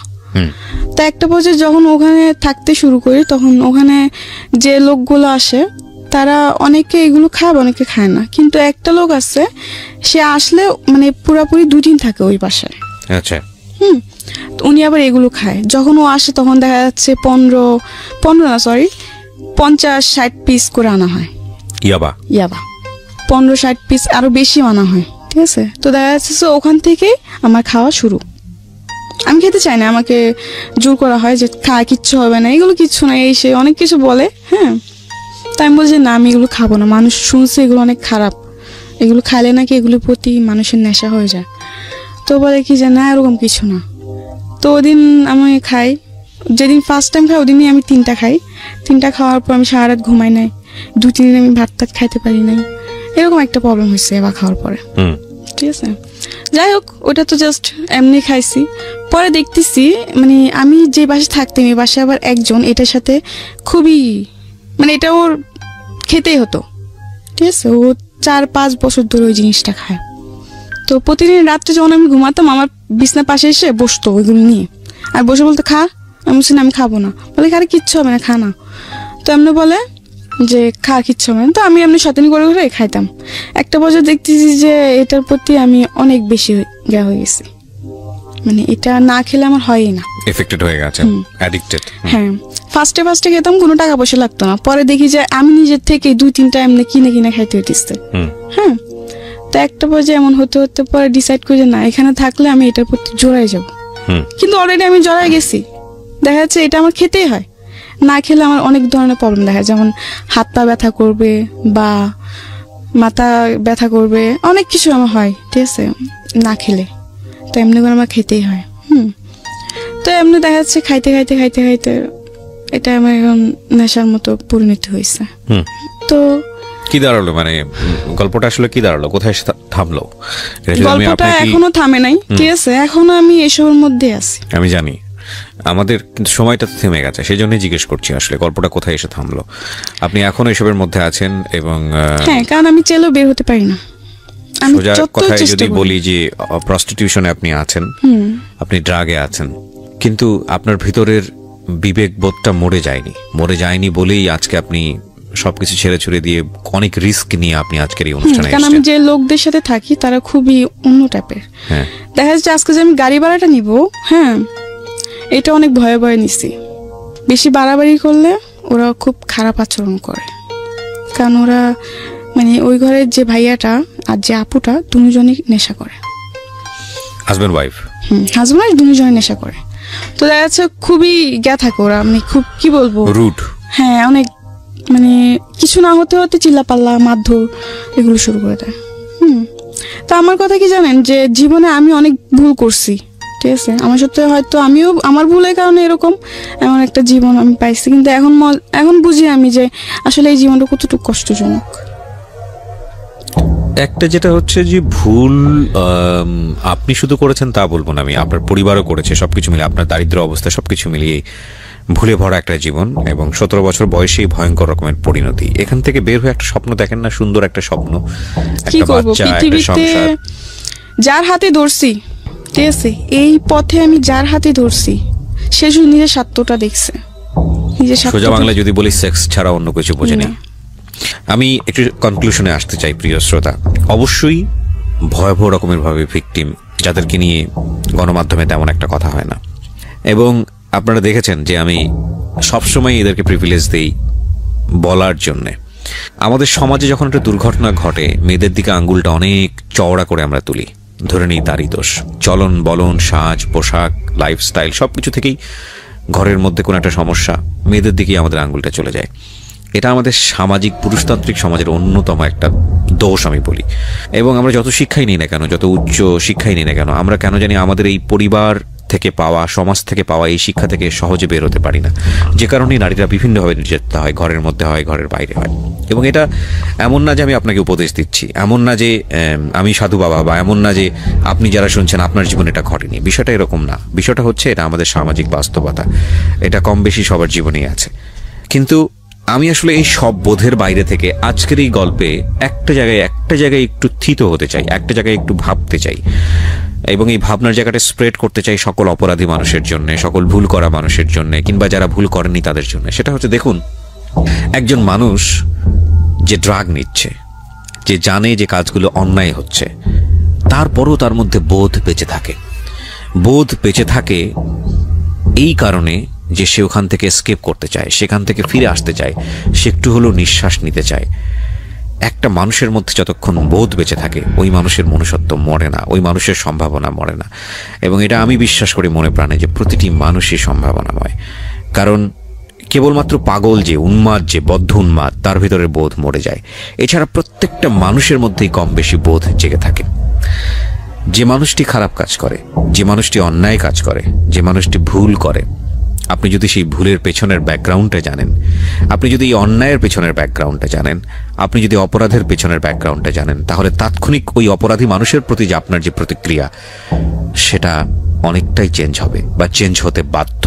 আমি কথা এই কারণে বলছি, সোশ্যাল মিডিয়াতে আমরা সবাই অ্যাক্টিভ। আপনারা যারা শুনছেন, আমি ধরে নিচ্ছি 90% মানুষেরই ফেসবুক অ্যাকাউন্ট আছে। কিছুদিন আগে আমি এরকম একটা চিত্র দেখলাম যে পাবলিক প্লেসে রাত 2টো বা 3টার দিকে, হয়তো ফেসবুকে খুঁজলে আপনি পাবেন ভিডিওর মধ্যে। এটা আমি আমার বিশ্ববিদ্যালয় জীবনেও একবার এরকম দেখেছিলাম, আমি মেনশন করবো না কোন এরিয়াতে দেখেছিলাম, বাট এটা কম বেশি সবার চোখেই পড়ে। 2 থেকে 3টার দিকে বা 4টার দিকে যখন রাস্তাগুলো ফাঁকা হয়ে যায়, বিশেষ করে এক শ্রেণীর পেশাজীবী মানুষ, একেবারে নিম্নবিত্ত পর্যায়ের পেশাজীবী মানুষ, আমি সবাই যে করেন এরকম না, এবং আমি কিছু দেখেছি ওপেন রাস্তাতে এই ধরনের একটা সিচুয়েশন। এবং আমি জানি না এই ধরনের গল্প আমি কখনো বলেছিলাম, কারণ আমার মনে আছে আমি বিশ্ববিদ্যালয়ে যখন পড়ি, রাতের বেলা অনেক রাতে কোনো একটা কাজে, আমি তখন ডিবেট সংগঠনের সঙ্গে থাকতাম, সম্ভবত ডিবেটিং সোসাইটির কোনো একটা ইলেকশন চলছিল, যে কারণে আমরা অনেক রাত পর্যন্ত ক্যাম্পেইন করে ফিরছিলাম। তো রাত 2টো বা 3টার দিকে, আমি আমার নিজের জীবনের অভিজ্ঞতার কথা বলছি, রাত 2টো বা 3টার দিকে হঠাৎ করে দেখলাম, আমরা 3জন বন্ধু ছিলাম রিক্সাতে, এবং আরেকজন বিখ্যাত আরজে ছিল আমার সঙ্গে ওই সময়টাতে, খুব বিখ্যাত আরজে, এবং বাংলাদেশের মোস্ট পপুলার আরজের মধ্যে সে একটা সময় মানে লিড পপুলার আরজে ছিল, এখনো সে রেডিওতে কাজ করে, আমি নামটা মেনশন করছি না। সো আমার ওই ফ্রেন্ড এবং আরেকজন বন্ধু ছিল, এখন ও জানি না ও কোথায় আছে। তো আমরা 3জন ফিরছি, একজন হচ্ছে রিক্সার ওপরের দিকে তোলা, মানে দুজন আমরা পাশাপাশি বসা, ও হচ্ছে হুডের ওপরে বসা। তো হঠাৎ করে ও দেখলাম রিক্সাওয়ালাকে সিগন্যাল দিল, এই দাঁড়ালো। আমি বুঝিনি কি হচ্ছে, ও দেখলাম যে তড়িঘড়ি করে নামলো, কোমর থেকে বেল্টটা খুললো, আমরা 3জনই বিশ্ববিদ্যালয়ের ছাত্র, এবং সেই সময় নামে বেল্টটা খোলার পরে আমি যেটা দেখলাম, মানে সপাং করে বাড়ি দিচ্ছে। সিচুয়েশনটা খুবই অপ্রীতিকর অবস্থার মধ্যে ছিল, বিকজ এখানে একটা রিক্সা দাঁড় করানো, রিক্সার সাইডে রাস্তার ফুটপাতের উপরে এই কাজটা হচ্ছে, রিক্সাওয়ালা উপর অবস্থায় ছিলেন, ভদ্রমহিলা নিচে ছিলেন। এবং বিলিভ করবেন না, আমি এক্সাম্পলটা এভাবে দিচ্ছি জাস্ট বিকজ অফ সিচুয়েশনটা বোঝানোর জন্য আপনাদেরকে, আমি বিকজ আমাদের সমাজে এটা খুব হয় একটা প্রাণীর প্রতি, কিন্তু আমি এটা মেনশন এভাবে করছি জাস্ট সিচুয়েশনটা বোঝানোর জন্য। অনেক সময় দেখুন যে কুকুরকে যদি আমরা খুব জোরে বাড়ি মারি, কুকুর যে ঘেউটা করে ওঠে না, একদম হৃদয় বিদারক, মানে 2টো মানুষের মধ্য থেকে এরকম হৃদয় বিদারক, I didn't mention বা আমি রেফার লাইক দে আর ডগ, নো, আমি সেটা বলছি না। আমি বলছি এটা যে তাদের আর্তচিৎকারটা এতটা ভয়ানক ছিল, এবং যে দিকে পারে দৌড়। আমি আমার জীবনে দেখাটা এরকম একটা প্রথম দৃশ্য। ও একটু পরে দেখলাম যে চোখ লাল করে ফিরে আসলো, ও এসে বলছে যে এরা বিশ্ববিদ্যালয়ের পরিবেশ নষ্ট করে ফেলছে, এদেরকে তো কঠিন শাস্তি দেওয়া উচিত। তো আমি আমার ওই বিখ্যাত আরজে যে বন্ধু ছিল, সে পাশেই বসেছিল, সে চুপ করে গেল, আমিও চুপ করে থাকলাম। ঠিক 2 থেকে 3 মিনিট পর আমাদের কারোর কোনো কথা নাই। তো ওই সময় আমার ওই ফ্রেন্ডটা ভোরের কাগজ পত্রিকায় কাজ করতো, পাশাপাশি জার্নালিজম ডিপার্টমেন্টে পড়তো। তো আমি জানি না, মানে তোর সাথে তোমার তুই সম্পর্ক, তুই যদি শুনে থাকিস তুই হয়তো রিকল করতে পারবি, অথবা ভুলেও গেছিস। তো অনেকদিন যাবত যোগাযোগ নাই। তো বাই দ্য ওয়ে, ও আলটিমেটলি ওই যে গায়ে হাত তুলেছে তাকে বলছে যে তুমি নেক্সট টাইম কখনো আর এই কাজটা করবা না, আমার সামনে তো করবাই না, এবং নেক্সট টাইম আর কখনো করবো না। আমি দেখলাম মুহূর্তের মধ্যে ওর চোখটা লাল হয়ে গেছে এবং চোখের পানি ছলছল করছে। আমি বললাম কেন, মানে ওকে সিচুয়েশনটা আমাকে বল, মানে তুই একটা কাজ ঘটালি আর একটা হচ্ছে যে মানে তোর এই অ্যাডভাইসটা কেন? তো বললো আমি আমার জীবনে একটা মেয়ের ইন্টারভিউ নিয়েছিলাম, সে ছিল শর্টদান্নি এবং এইসবের শর্টদান্নি, এবং তার একটা ইন্টারভিউ নিয়েছিলাম আমি, এবং আমি জানি ব্যাকগ্রাউন্ডটা কি, আমি ব্যাকগ্রাউন্ডটা জানি বলেই আমি যখন ওই কাজটা করেছে তখন আমার এই গল্পটা মনে পড়ে গেছে। সো তুমি যদি এরকম ব্যাকগ্রাউন্ডটা জানো কোনো মানুষের, তুমি কখনো ওদের সাথে খারাপ আচরণ করতে পারবে না। আমি ডেফিনেটলি বলতেছি যে এই ধরনের ওপেন জায়গাতে এই কাজটা করা ঠিক হয়নি, কিন্তু কোনো অপরাধ তো অপরাধী, অন্যায় তো অন্যায়, সেটার তো একটা অ্যাঙ্গেল থাকবেই, কিন্তু অন্যায়ের শাস্তি যেন আরেকটা অপরাধ না হয়, অন্যায়ের শাস্তি যেন আরেকটা ভুল না হয়। কারণ আমি বারবারই একটা কথা বলি, জেল বলেন, ফাঁসি বলেন, জুলুম বলেন, এগুলো পৃথিবীর আদি থেকে আছে। এগুলো যদি আমাদের সমস্যার সমাধান করে দিত, হ্যাঁ ডেফিনেটলি এগুলো না থাকলে হয়তো সমাজের মধ্যে অনাচার বাড়তো, আমি অবশ্যই এটা বলতেছি, সামাজিক শেপ থাকতো না, অন্যায় অবিচার বেড়ে যেত, অফকোর্স আমি এগ্রি করি, কিন্তু এগুলোই যদি সমস্যার সমাধান করে দিতে পারতো, সমস্যা যদি একেবারে নির্মূল করে দিতে পারতো, তাহলে পৃথিবীর আদি থেকে যে জেল আছে সেই জেলের এতদিন প্রয়োজন থাকে কিভাবে? সেগুলো তো সমস্যার সমাধান হয়ে যাওয়ার কথা। মানুষ সভ্য হয় না কেন? এত এত শিক্ষা আমরা নিচ্ছি, এত আধুনিক হচ্ছি, সভ্য হয় না কেন? মানে আমি আমার জাস্ট পার্সোনাল থটগুলো আপনাদের সঙ্গে শেয়ার করছি, কারণ এগুলো আসলে কখনোই আমার কাছে মনে হয়, এটা আমার ব্যক্তিগত opinion, it's not a solution. কোনো মানুষকে শাস্তি দেয়া, ভুলের বিনিময়ে মারাত্মক শাস্তি দেয়া, অন্যায় দেয়া, ভাবে তাকে জোর করে শাস্তি দেয়া, এটা সলিউশন না। বরং সে অপরাধ কেন করে, তার এই যে ক্ষুদ্র বিবেকটা যেটা ঘুমন্ত অবস্থায় আছে, সেটাকে আরো বড় করে জাগিয়ে দেয়া, এমনভাবে জ্বালিয়ে দেওয়া তার মধ্যে, যাতে সে আর কখনোই অপরাধের দিকে না যায়। এবং একটা মানুষকে যখন একটা মানুষ ভুল করে, অন্যায় করে, সেই মানুষটাকে শাস্তি দিয়ে, ভয়ানক রকমভাবে শাস্তি দিয়ে কখনোই তার বিবেককে জাগানো যায় না, এটা আমার বিলিফ। সো আজকের এই এপিসোড